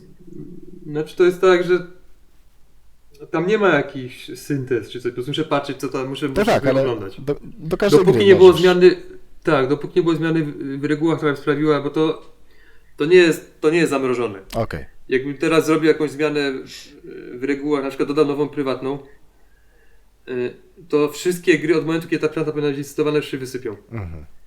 Po prostu historia się odtwarza tylko do momentu, który został zmieniony. Dobra. Ale tak, powiedz i mi, dlatego ja stworzyłem no. sobie taki arkusz, gdzie przepisuję ręcznie dużo informacji z poszczególnych partii, co na pewno mega jarało, że będę miał statystyki, tylko czekałem na kolejnej partii, że przepisywałem to doprowadza do szału, bo to trochę schodzi. Przychodzi mi 40 minut na jedną. O kurde. No, słucham sobie oczywiście jakieś nuty czy coś, ale no właśnie taka płyta cała zdąży przelecieć zanim zejdzie. To trochę jak ten w Matrixie, który siedział przed komputerami 0-1, obserwował, on już widział kobietę w czerwieni po prostu, nie? No, Tak samo ty patrzysz na tekstel. A powiedz mi, jak często tutaj widzisz bankruty? Da się to jakoś procentowo no to właśnie określić? dzięki tym statystykom, z tych statystyk wynika, że średnio między co czwarta a co piąta partia. Ale po pierwsze zauważyłem, że częściej bankruty są online niż na stole. Na stole O. rzadko widziałem. Online częściej. A po drugie, na przykład dwa bankruty ostatnie w partiach trzyosobowych były mega autorstwa, w sensie ja wymusiłem bankructwo na innych graczach świadomie i w obu wypadkach to było głupie, bo po prostu nie miałem wystarczającej wartości, żeby wygrać. Mhm. Więc to było takie, że po prostu nie mogłem się powstrzymać. Jak widzę, że współgracz ma 4 firmy w każdej po jednej piątce. Jak ktoś ma 4 firmy i w każdej po jednej piątce, no to kupuje diesla, nie? Ale to jest budujące, że to nie tylko my tak mamy. Byłem tam z tymi 3 piątkami w 3 firmach po prostu. Ojejku, i takie rotowanie się na giełdzie, na kogo trafi, na Nie, i tego w tej jednej, będzie. w tej konkretnej partii to naprawdę miał 4 firmy w każdej po jednej piątce i jedna z tych firm była kradziona ode mnie. To już nie mogę odpuścić. I słusznie. Słusznie, sam się prosił. No ale to mi się podoba, że jest tutaj możliwość właśnie ataku po prostu też na graczy. No dobrze, to co, przechodzimy teraz do tej części design Tak, development. no. Siły są, panowie? Tak. Dobra, no to jedziemy, tak? Czyli design and development. Z czym miałeś największe problemy? Słucham. Z czym się najwięcej No mordowałeś? to pewnie ze spisem pociągów, czyli tym train rosterem. To Okej. zawsze wszyscy tacy świadomi, nazwijmy to, projektanci albo chcący być aspirujący projektanci to mówią, że no bo to jest najważniejsze w 18. To jakie są pociągi, ile kosztują, ile ich jest, za ile jeżdżą i tak dalej. Tutaj trzeba było właśnie wyważyć, żeby dwójki i trójki nie były za mocne, bo to by tak sobie wymyśliłem w pewnym momencie, że trójki ma być słabe. Potem z kolei, że piątki, czyli brązowa faza wyszły wcześniej niż w innych grach, żeby szybciej można było rozdzielać miasta, bo to jest jednak tym głównym motywem w grze. Mhm. Żeby właśnie była równowaga między tymi pociągami permanentnymi, jak już wcześniej wspomniałem. Więc to miało mnóstwo zmian. To po prostu oscylowało między jedną wartością a inną. Na przykład teraz czwórki kosztują 280. Zaczęły oczywiście jako 300, bo zaczęły jako bezpośrednia kopia z 30. I oscylowały w ciągu swojego istnienia chyba między 260 a 320. I znalazłem ostatnio karty, gdzie one są warte 280, ale z jakiejś starej iteracji. Były warte 280, potem wróciły do 300 i potem wróciły do 280. Więc no tu było mnóstwo szlifowania. A inna rzecz problematyczna, a kluczowa dla rozgrywki, to jest to, żeby firmy wchodziły ze sobą w interakcję na planszy. Mhm. Czyli nie będzie działało rozdzielanie miast, jeśli każdy jest w swoim kącie. Mhm. Bo nikt nikomu nie rozdzieli i sami sobie rozdzielimy pod siebie, żeby było tak jak chcemy i tyle. No i jak to osiągnąć? Po pierwsze plansza musi być mała, więc ona od początku była dość mała, a potem tak ją pomniejszałem. Kilkukrotnie tam jest, teraz jest powiedzmy ze 3 kolumny i 2 wiersze mniejsza niż ta pierwsza wersja, ta pierwsza nowa wersja. Bo nie mówię o tej absolutnie najdawniejszej, która była zupełnie inna. I jak zrobić, żeby te filmy wchodziły w interakcję właśnie? No to wiadomo, że muszą budować miejsce na środku. Mhm. A jak zachęcić do budowania na środku? No to pierwsza moja myśl, i w ogóle to coś co się narzuca, jeśli mamy możliwość rozdzielania miast, to żeby były premie za połączenia off-board. Czyli chcemy jeździć po prostu góra-dół, albo prawo-lewo, albo po skosie. a inni chcą nam to rozdzielić. To się wydawało takie naturalne. Ja generalnie lubię premii w grach i to mi to zawsze przeszkadzało, to i tak nie działało, wcale nie robiło takiej roboty, jak myślałem, że będzie robiło. Więc te wszystkie premie wywaliłem. W tej chwili jest jedna premia, ale tu chodzi o zupełnie co innego, to kiedy indziej powiem. To potem, znaczy też wtedy właśnie ciągle widzę, że ten środek jest nieużywany, że wszyscy budują wzdłuż krawędzi i właśnie, żeby do offboardu wejść i tak dalej, to offboardy wszystkie poosłabiałem prawie. Tam jak na początku nie wiem, była warta 50, to zrobiłem sobie z niej 30. No ale dalej jakoś tak było, że do tego środka nikt nie chce budować. To wymyśliłem, że dam tam teleport, żeby był na środku. No i to był absolutnie chybiony pomysł, bo teleport tym bardziej spowalnia, bo nikt nie będzie budował gdzieś, gdzie jest pole zajęte, znaczy zablokowane. Nikt nie będzie budował tak, żeby celować w zablokowany hex, bo teleport blokuje pole. A z kolei nikt nie będzie się teleportował tam, gdzie niczego nie ma. Więc to był całkowicie chybiony pomysł. I była nawet jedna partia, gdzie dałem na sam środek minora jak 28, identycznego. Identyczne zasady. Po prostu jest taki minor, który sobie działa, potem może firma go skupić. To skończyło się tak, że Krzysiek Kozieło, on w ogóle, on był mega mocny w co na początku. W sensie na początku to wyraźnie jemu najlepiej zawsze szło. No to on otworzył sobie dwie firmy gdzieś dość szybko, gdzieś tak właśnie w okolicach środka, miał tego minora i po prostu miał taki monopol na środek planszy, że to była masakra. Ja z Ksenią prowadziliśmy się dobić do niego, tylko wybudujemy jego stronę, a ten już ulepszał swoje kafelki na brązowo, że także nawet na zielono, tak że nogi już nie będą mogły wyjść. I to była, tylko no Kseni dalej wspomina tą partię, bo to było takie dość traumatyzujące, bo ten nawet mówił, bo niedługo później graliśmy jak tak na żywo w coś i tak mówi, że kurde, gra sobie w to, nie wiem czy to nie była jego pierwsza partia, albo któraś z pierwszych i mówi, że no niby gra, a po prostu ktoś do niego podchodzi i mu cegłówką daje w twarz. I że to takie miał odczucia. A Krzysiek był w swoim żywiole. No to nie jestem jedyny. Krzysiek był w swoim żywiole. Był zachwycony, mówił, że najlepszy obrona jest atak. Mi się to podobało, bo mnie to bawiło. Ale faktycznie to było przegięcie. Więc ten minor szybko wyleciał. I też Krzysiek wtedy padł dobry cytat, znaczy taka uwaga, która jest właśnie też zaletą tej gry, że w przeciwieństwie do większości 18 tutaj na brązowo jest ciekawe budowanie. Bo tu właśnie możemy rozdzielać. No tak. A przeciętne 18 to na brązowo sobie już raczej ulepszałem po prostu te miasta w taki sposób czysto addytywny, że po prostu dajemy dodatkową drogę i zwiększamy dochód. No właśnie, tutaj tak jak mówisz, to pokazuje to, co na początku mówiłem o tym koniaku i czekoladzie, która okazuje się po prostu niedostępna takim oszustwem, które nas słono kosztuje właśnie. Z jednej strony jest ta zachłanność, która nas popycha do tego, żeby tak jak San Quentin, gnać tam po prostu do środka, żeby dostawać tą stówę, a widziałem partię, gdzie ktoś nie dostał nawet złamanego dolara za tą firmę, oprócz tego, że sobie ją wchłonął, nie? Ale nigdy tam po prostu nie dotarł do tego San Quentin, więc dużo jest tutaj takich miejsc właśnie, które bardzo każą, ale to jest fajne. San Quentin, czyli SQ, tak na to mówimy, żeby się nie męczyć z tymi głoskami nosowymi, to jest właśnie, był kiedyś motyw, patrzę na te prywatne i miałem taką jedną po prostu zapożyczoną z 30, że wymieniasz na dowolny udział. No to wiedziałem, że na niej mi najmniej zależy, żeby ją zachować i jak można by rozruszać mapę, to chyba będzie na środku i potem zainspirowałem 47. Tam jest taka jedna firma, która płaci 30, ale jak się zbuduje tor w jakimś konkretnym miejscu, to płaci 50. Firma prywatna. No właściwie myślałem, dobra, zrobić coś podobnego. Wymuszę na jeden gracz, żeby on budował do środka.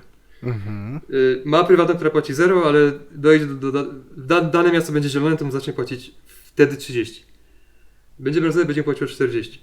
No i potem to ewoluowało, to powiem kiedy indziej, jak to ewoluowało.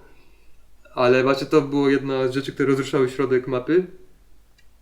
Inna była taka właśnie może wprowadzenie tych 2 stacji dla firm, że więcej firm było po prostu bliżej środka. I też pomogło Lille. Lille jest trzecim miastem takim niezwykłym, a z literką.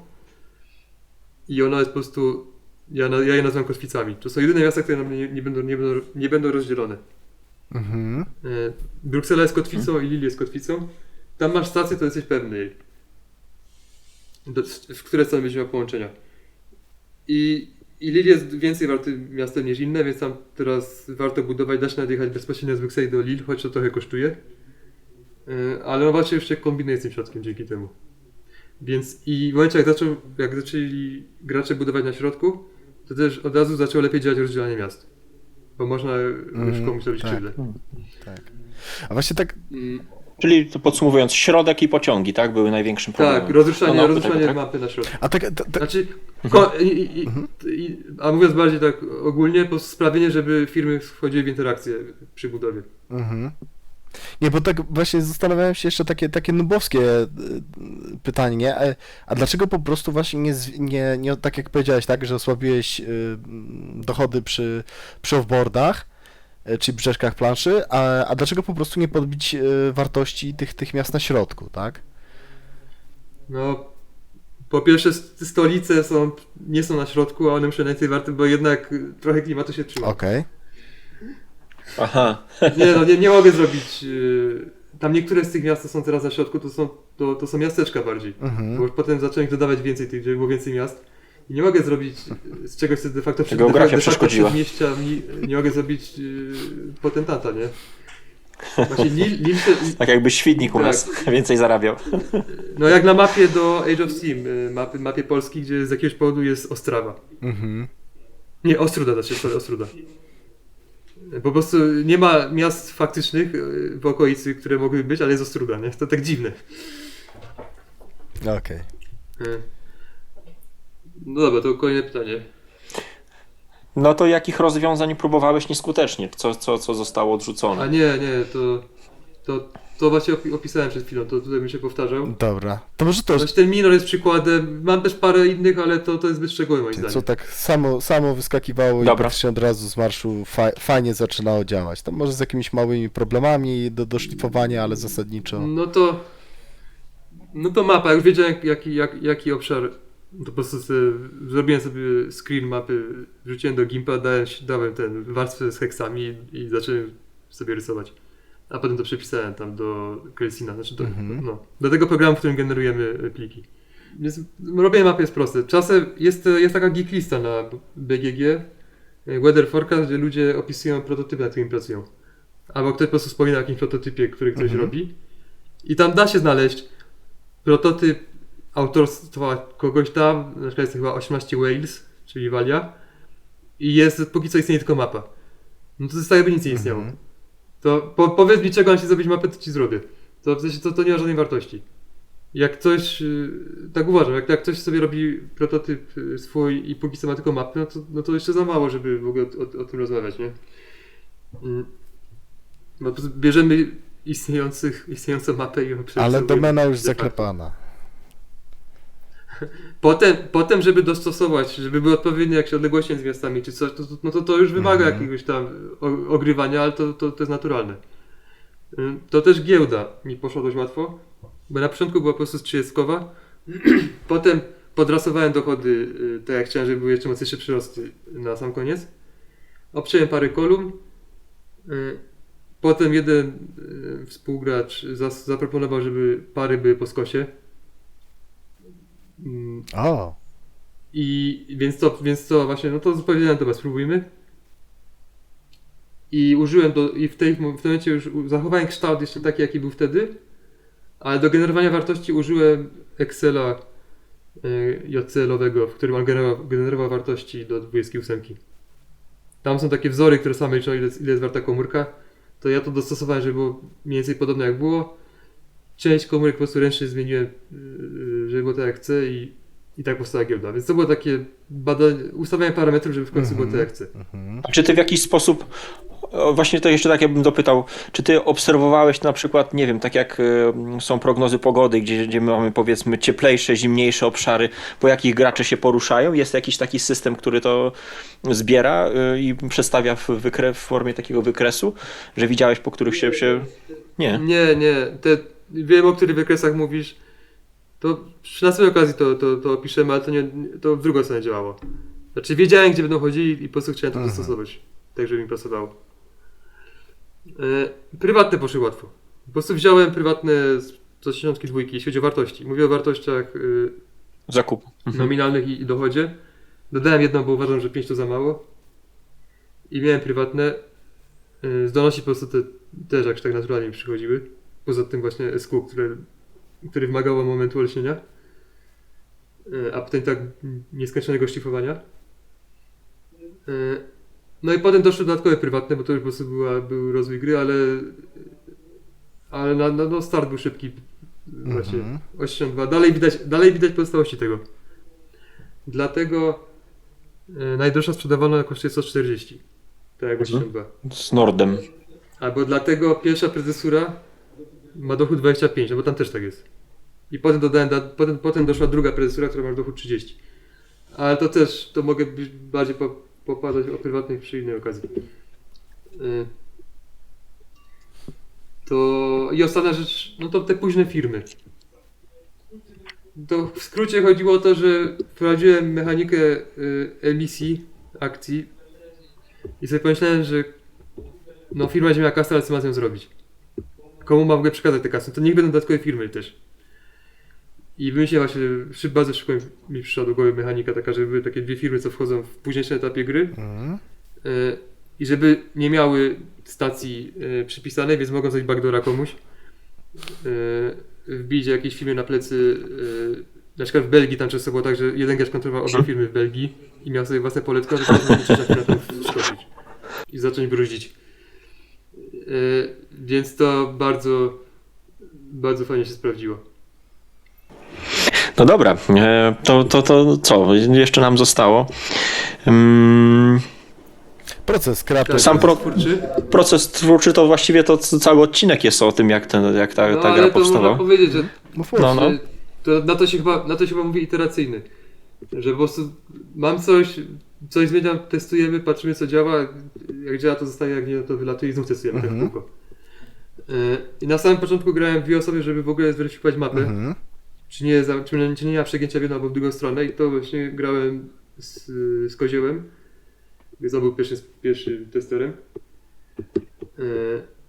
I to wiadomo, to są takie partie do kosza, bo nawet ich nie dogrywamy, ale parę rzeczy już da się wtedy, da się wyłapać parę rzeczy, których samemu się nie wyłapie. Nawet tak wpatrując się w mapę. Kluczowe było testowanie przez internet. Gdyby nie to Czasowo. to by było dalej w powijakach. Bo po pierwsze chodzi o to, że zawsze na przykład jakąś partię otwartą w to. No tak. Więc to nie jest takie zobowiązanie. I właśnie gramy turowo w inne gry, no to mieć jedną dodatkową grę do grania turowo, to nie jest problem. Poza tym chodzi o to, że ja nie mam takiej siły przebicia, w sensie nie sądzę, bym miał, a też na pewno nie mam ochoty tego robić, żeby nasze spotkania cotygodniowe, żeby ciągle forsować, żebyśmy grali w mój prototyp. Szczególnie, że na początku w ogóle nie działa, nie? Raz pewnie by się zgodzili, ale to byłoby dla mnie niekomfortowe, Rzucać po prostu. No. Ogrywałem mi prototyp. Zresztą pamiętam właśnie w tym klubie, co grywałem planszówki, tam był taki jeden gość, który miał swój prototyp. I on był całkiem niezły. To była jakaś taka gra nawiązująca do Total War'a tego komputerowego, taka strategia w Europie. I to było takie dłuższa gra, ale całkiem spoko, tylko że w pewnym momencie zacząłem się czuć jakbym wpadał w pułapkę. Ja tam przychodzę, on szuka za szlachetnych, to ja mówię, dobra, spoko. Ale nie ciągnęło mnie aż tak bardzo, nie?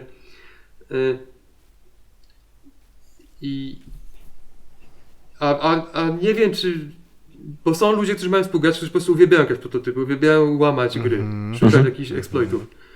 A nie wiem, czy nasza ekipa taka jest, więc nie mógłbym po prostu tak narzucać się.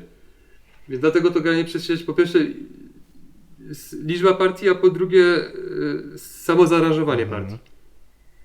No i teraz niestety żyjemy w epoce Gamescom, no niestety dla projektantów, bo wygenerowanie zestawu do V18 jest bardzo proste.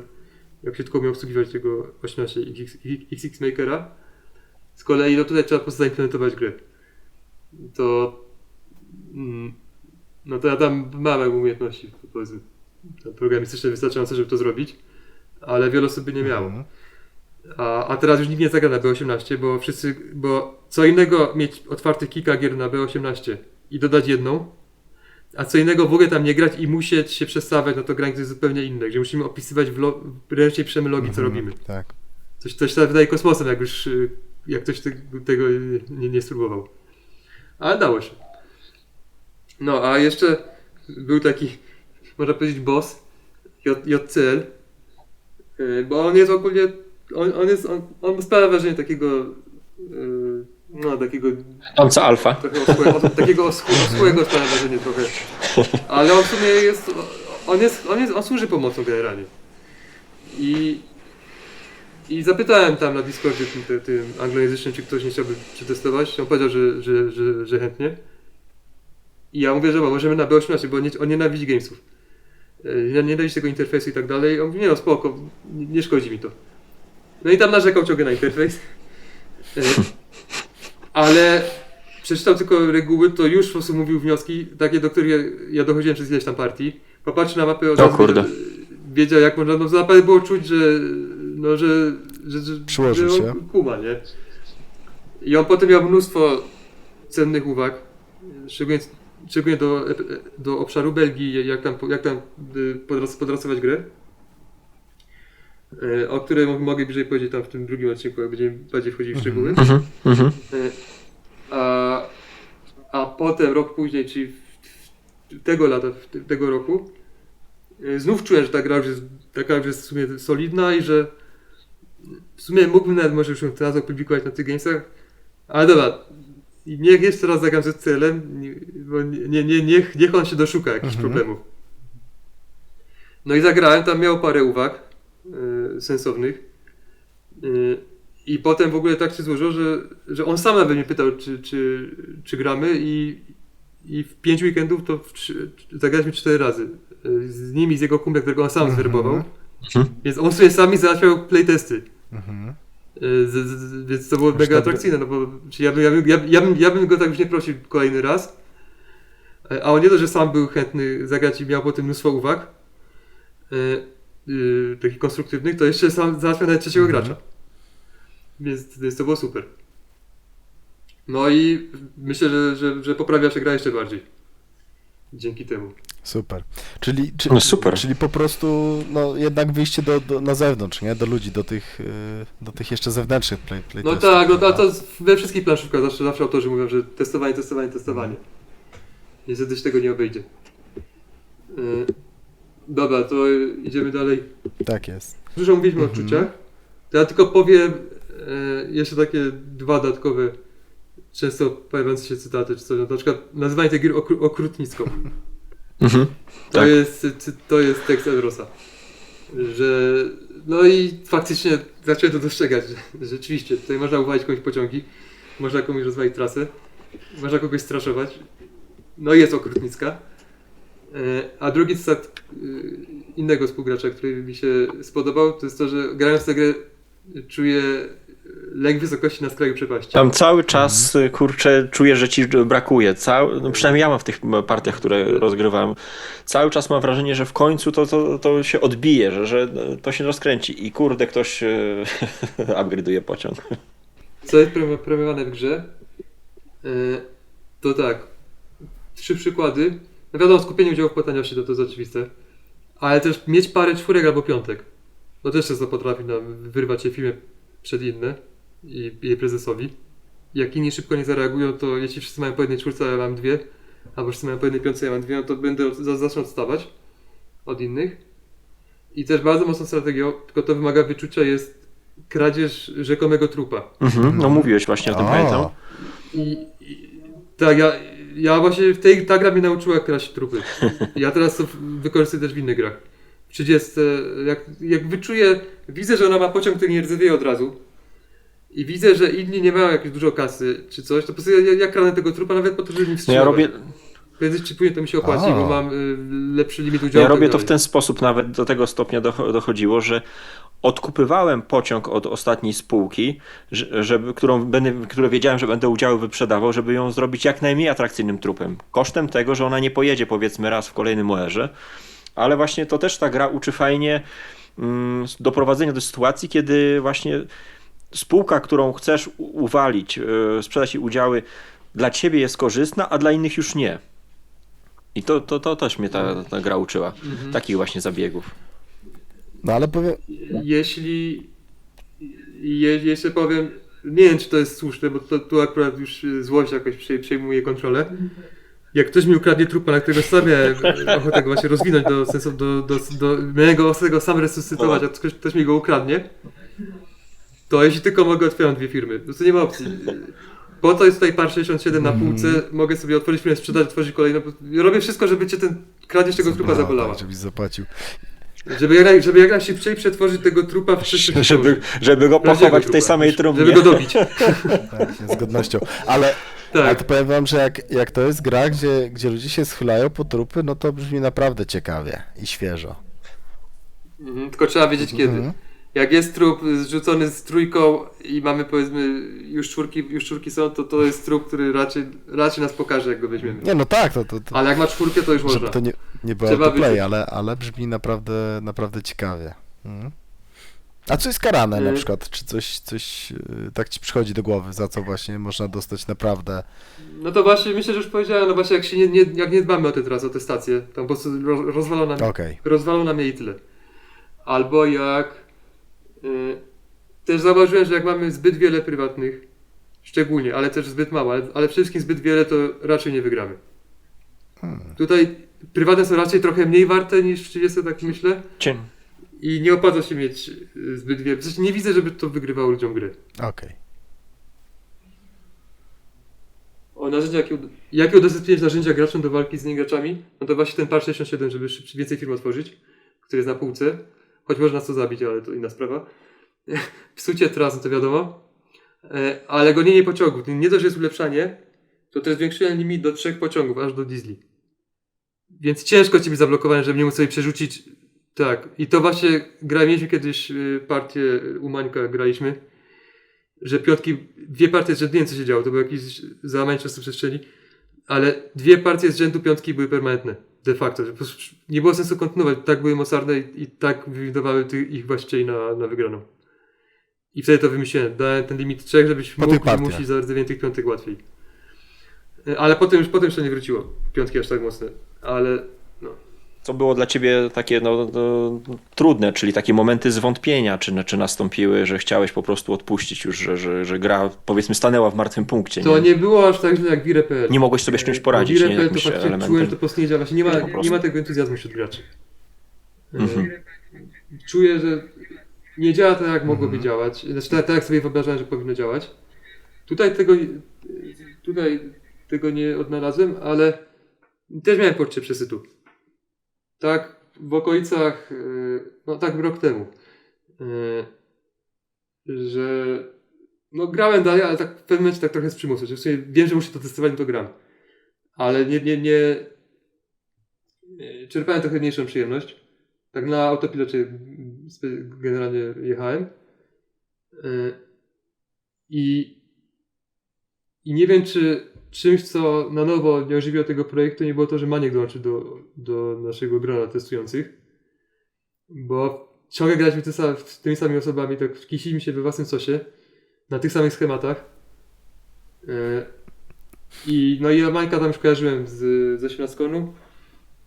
Tak trochę już z nim grywałem wtedy przez sieć 7.1 przede wszystkim. No i nagle zobaczyłem, że to nie jest byle kto. Bo my ogrywaliśmy 7.1 na stole, tak? Mieliśmy tak dość szybko tam ileś partii, tam pewnie z 6. Więc ja zakładałem, że w Polsce no to raczej nie, będę wśród najlepszych, bo po prostu ta gra jest nowa, a my już trochę pograliśmy, a tu okazuje się, że wbija taki maniek i nas niszczy playerem, a my znaliśmy playera za kasztan.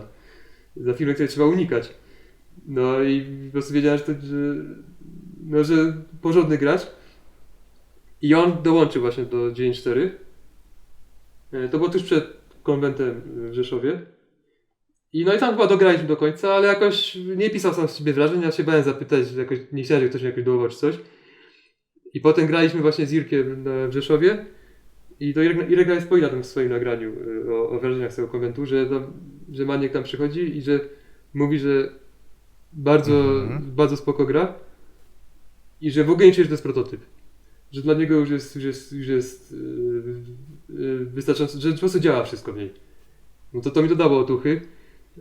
Potem jak JCL też stwierdził, że gra jest tam clean i że works i że jest interesting, no to jego pierwsza jego opinia, tam rok wcześniej, jak czekałem po prostu jak na wyrok, bo zagraliśmy, potem on powiedział, że musi coś tam robić i że jutro się odezwie tam, co sądzi o grze czy coś, to nazwał ją cute.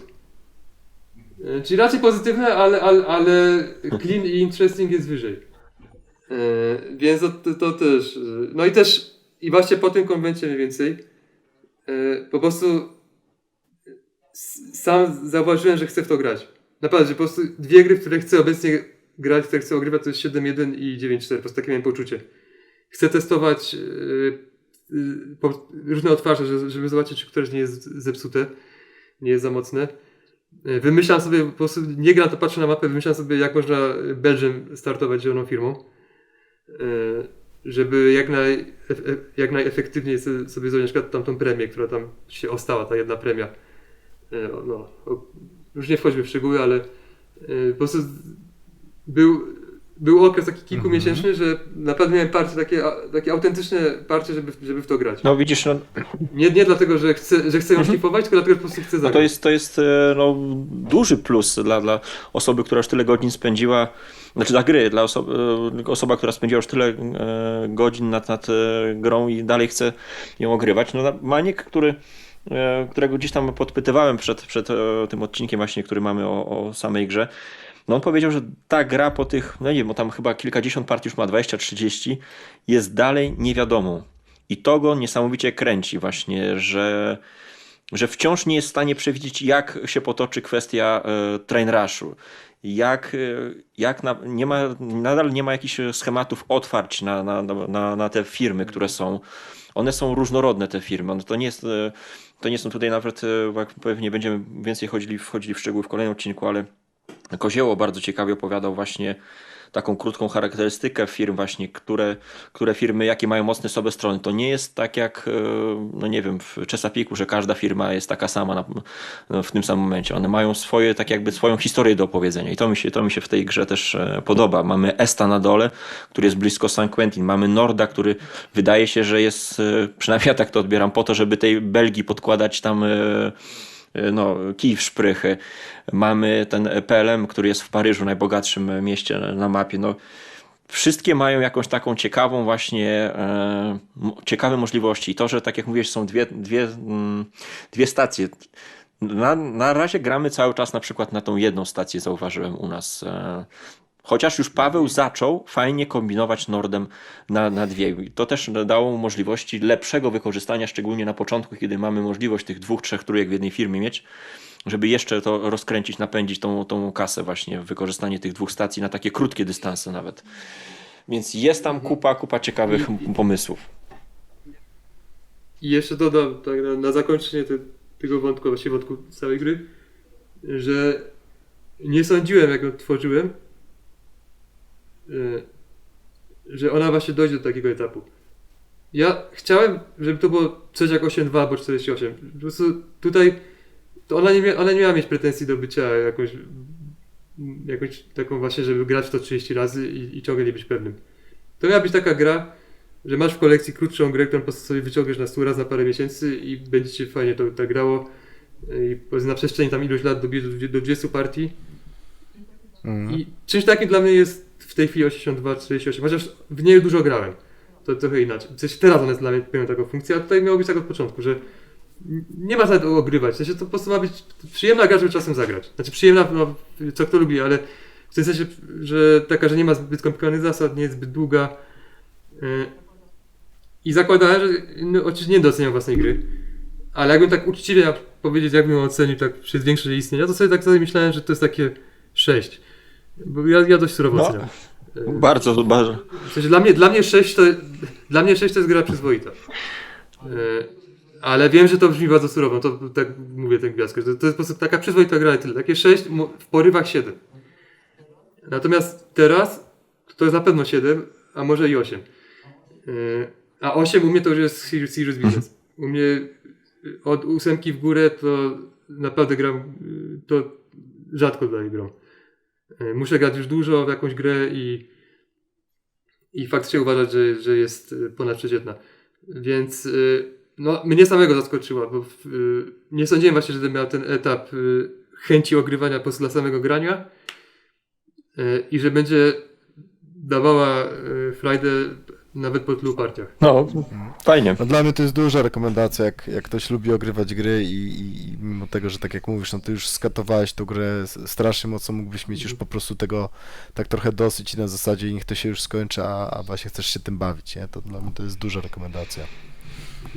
No dobrze, to co, powoli dobijamy do brzegu, czy jeszcze powiedz, Okej. masz jeszcze jakieś pomysły na jakieś Tak. w trakcie tworzenia, powiedzmy, pojawiły się jakieś pomysły, które nie pasowały do tej gry, a zostawiłeś je sobie na przyszłe projekty jakieś?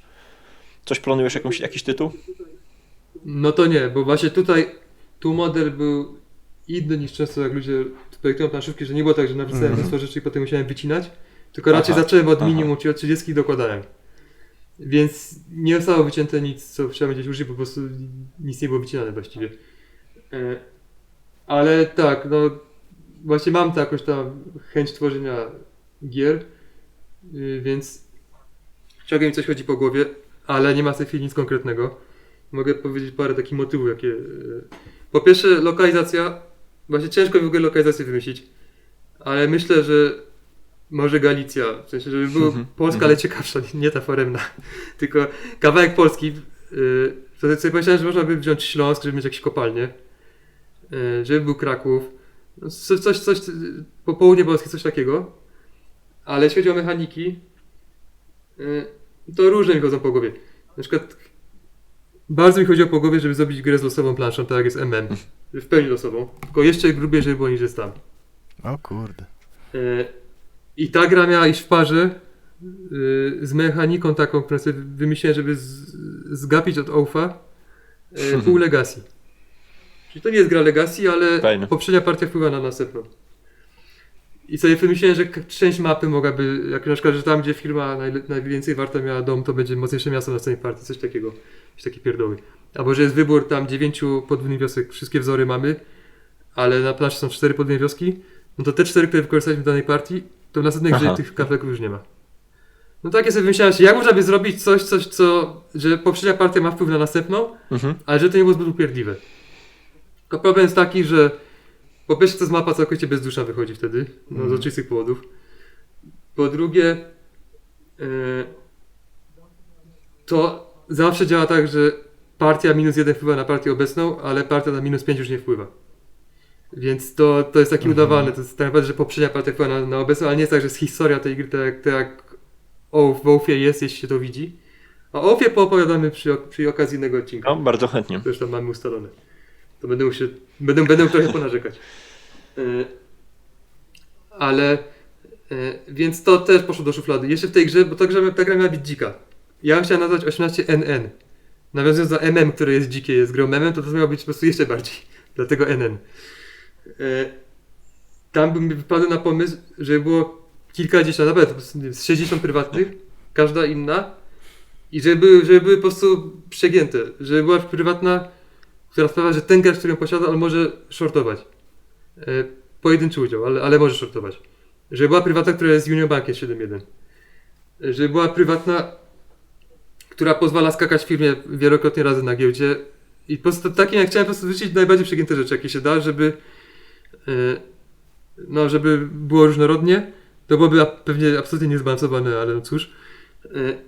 I byłoby tak, że gramy wycinkiem tych kart, potem tam powiedzmy 5 odrzucamy, 5 dobieramy i tam byłoby taki element faktycznie takiego połowicznego legacji, że to ten deck ewoluuje, tych prywatnych.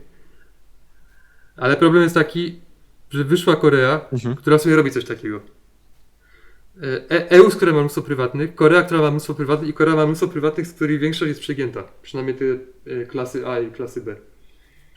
I no i gramy w Koreę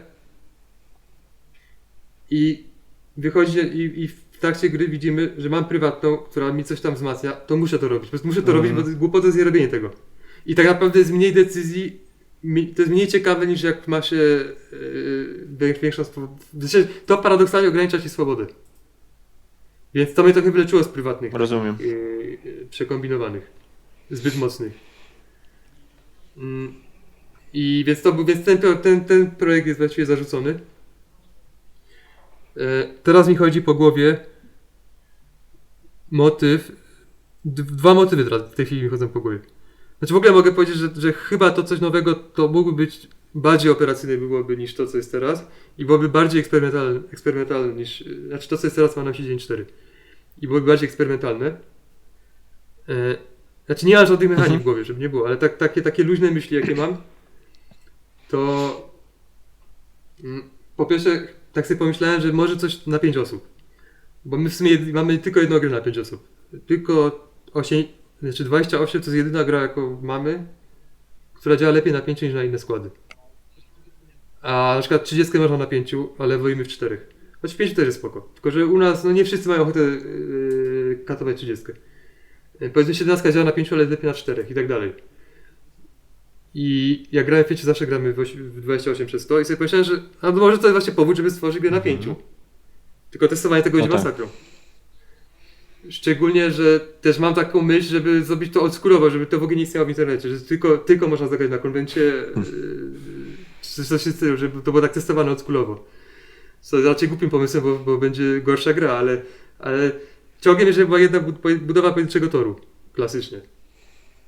Duża mapa, pojedyncza budowa, po prostu bez pierdółki, bez jakichś takich nowoczesnych udogodnień. Ale mechanika właśnie, z którą może bym poeksperymentował, która zabrzmi oryginalnie, ale to nie tylko ja już miałem taki pomysł. W sensie, po prostu ludzie o tym dyskutują na Discordzie anglojęzycznym, więc tam to podpatrzyłem. Żeby była firma państwowa, która działa jak firma w John Company. Że masz prezesa, masz dyrektorów. Że wszyscy gracze tak jakby tworzą tą jedną firmę, tak? W tle. Niekoniecznie wszyscy, ale kilku. W tle jest coś podobnego. Tam jest firma państwowa, gdzie jest prezes, on buduje, ale jeśli kładzie na czymś, co kosztuje teren, znaczy inni też budują, ale generalnie jak budujesz, 3 graczy buduje w imieniu tej firmy, ale jak kładziesz kafelek na czymś, co ma koszt terenu, to przynajmniej 2 musi się zgodzić z tej rady nadzorczej. Tam to jest w prymitywny sposób, ale ja sobie pomyślałem, że jest ta firma państwowa, która ma 2 oddziały. Potem Ksenif powiedział, że jeden mógłby być tam lokalny, drugi taki intercity bardziej. No i tymi oddziałami kierują dyrektorzy. I to są właśnie takie ich firmy, które płacą powiedzmy pół dochodu do ich kieszeni, a 1/3 do swojego skarbca, a 1/2 do skarbca tej firmy nadrzędnej. Z kolei prezes może rozdzielać hajs z firmy nadrzędnej pomiędzy te dwie firmy pomniejsze pod nim. Może też dokładać hajs z własnej kieszeni do tej firmy, żeby bardziej sobie pompować wartość. No jakieś tego rodzaju motywy. No fajnie, to zupełnie coś innego. No, to są takie bardzo różne myśli. Ale tak, jeśli by się coś takiego udało zrobić, no to byłoby inne. Bo to mnie kręci właśnie w planszówkach, jak jest nieoczywiste i po prostu jakieś takie, no właśnie nie ma nic bardziej nieoczywistego niż film. Ale dobrze słyszeć, że praca nad tym tytułem cię tak jakby nie zabiła, nie wypaliła, nie? Że jeszcze bardziej zwiększyła apetyt, chęci. Nie, ale czuję takie, czasem mnie korci, żeby coś zacząć, ale odpalam mapę, zaczynam robić i potem mi mija. Jakoś właśnie 9-4 chwyciło, a jak czuję, że mnie nie chwyta, no to po prostu odpuszczam, bo bez sensu na siłę robić. Ale właśnie tak jak mówię, chciałem pokombinować. Chciałem, że taki operacyjniak, pewnie byłby to coś rodzaju operacyjniaka, ale no ciekawy. A powiedz jeszcze tak na koniec, no zakładając, że grupa z Seattle nie złamie tej gry, masz jakiś pomysł na ewentualną dystrybucję? Czy to będziesz na zasadzie robił na razie domowej, ewentualnie zamówienia prywatnej, czy jakiś wspieraczka, coś myślałeś, czy na razie? Ta gra musi być dostępna jako darmowe PNP. To na tym mi zależy. Na tym mi zależy. A to chyba nie jest problem, bo... No, tak, dlatego to, że Scott walczy z PNP-ami, to jest debilizm. chyba, nie? Szczególnie, że on to walczy z kupić, PNP-ami 49, w momencie jak to wydał masowo. Podczas gdy powód, dla którego mógł to wydać masowo i dla którego ludzie to kupili, jest tylko dlatego, że to było jako PNP. I że ludzie w to grali, bo to jest najciekawszy PNP z tych, co wtedy były dostępne. Dlatego ludzie w to grali, dlatego potem to kupili. Dlatego on potem to zabił, to jest idiotyczne i to jest też nie w porządku. Więc na pewno będzie dostępny jako PNP i to zakładam, że będzie domyślny model dystrybucji. Potem planuję robić czasem jakieś tam pojedyncze egzemplarzy na sprzedaż, chałupniczo. I nie planuję się do nikogo zgłaszać z tym. Nie chcę wprowadzić żadnej wspieraczki, bo to za dużo nerwów. I też ja nie jestem marketingowcem, w sensie nie mam ty sprzedawać, po prostu wciskać kitu. Ale jakby się odezwał ktoś z propozycją wydania tego, to nie byłbym na nie, tylko właśnie musi być zachowane dalej PNP. I jest ten problem w tym, co mnie najbardziej boli, że nawet jakby to był mały nakład, to całkowicie zabije chałupniczą produkcję. A jak już można wyczytać z tych moich słów, ja mam trochę taki sentyment do takich właśnie podziemnych, staroszkolnych gier. I ta gra zresztą właśnie też miała być typową staroszkolną grą i podoba mi się ten motyw, jak autor sobie w garażu coś tam wycina ręcznie, a potem trzeba kupujesz poprzez komentarz gdzieś na BGG i Kontrabanda. I właśnie mam jakieś tam chęci produkowania jakichś tam niewielkich ilościach tych egzemplarzy. Ale wiem, że jak to tylko wyjdzie oficjalnie tak wyprodukowane masowo, Może to ty w jakimś natychmiast będzie. półświadku powinieneś zacząć działać.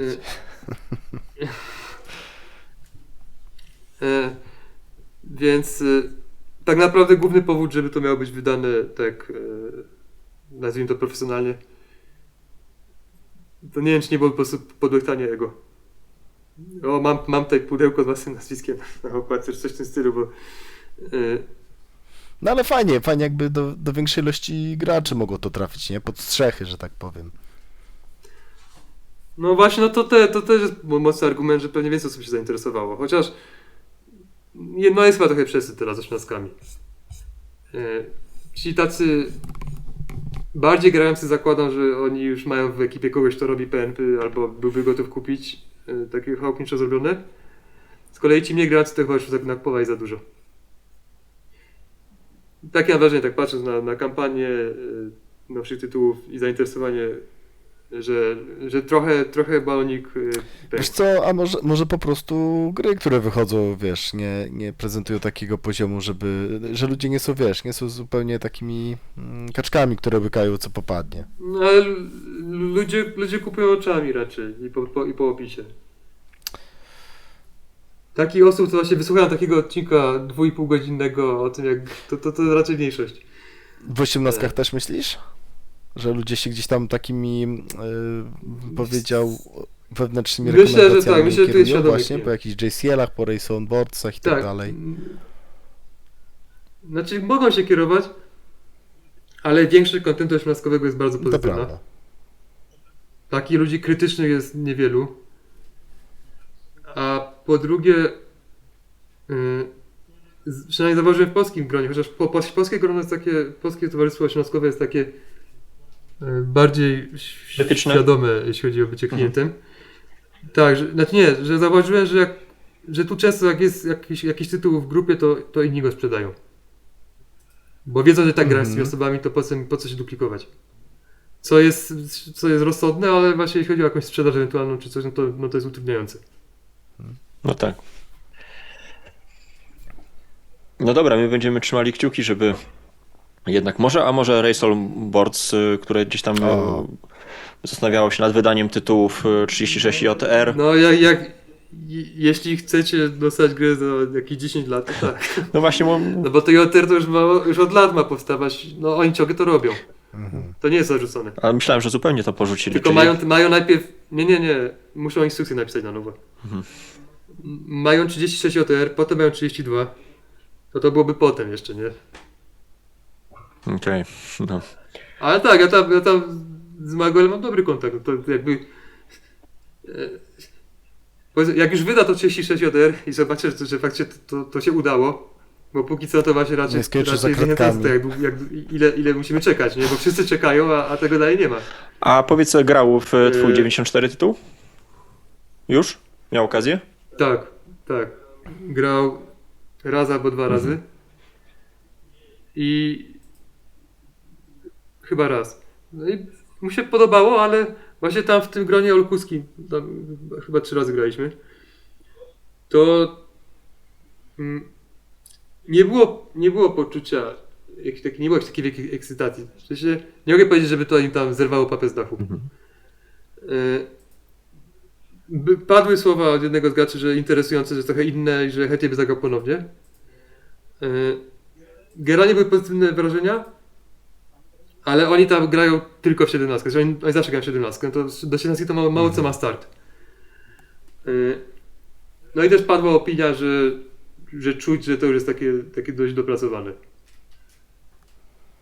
No. Więc tam były wrażenia pozytywne, ale nie wiem, czy nie chłodniejsze niż w innych grupach. W sensie, ale to wiadomo, to też mogę starać się za dużo wyczytać z mowy ciała. Zresztą jak mi się podoba gra, to też jest tak, że zaczynam skakać wokół stołu. No tak. Jeśli chodzi o szczegóły, samą mechaniką gry o 1894, to zapraszamy do kolejnego odcinka. A my tam sobie pewnie jeszcze w międzyczasie pogadamy o innych tytułach, tak jak wspomniany tutaj OAT, czy inne ciekawe tytuły. Także dziękujemy serdecznie za wysłuchanie i polecamy się serdecznie Irek. Galatolol. Tak, dwójek Rydzewiaju, tak, też jeszcze razem z Ksenią. Tak, I Piotrek, dzięki wielkie.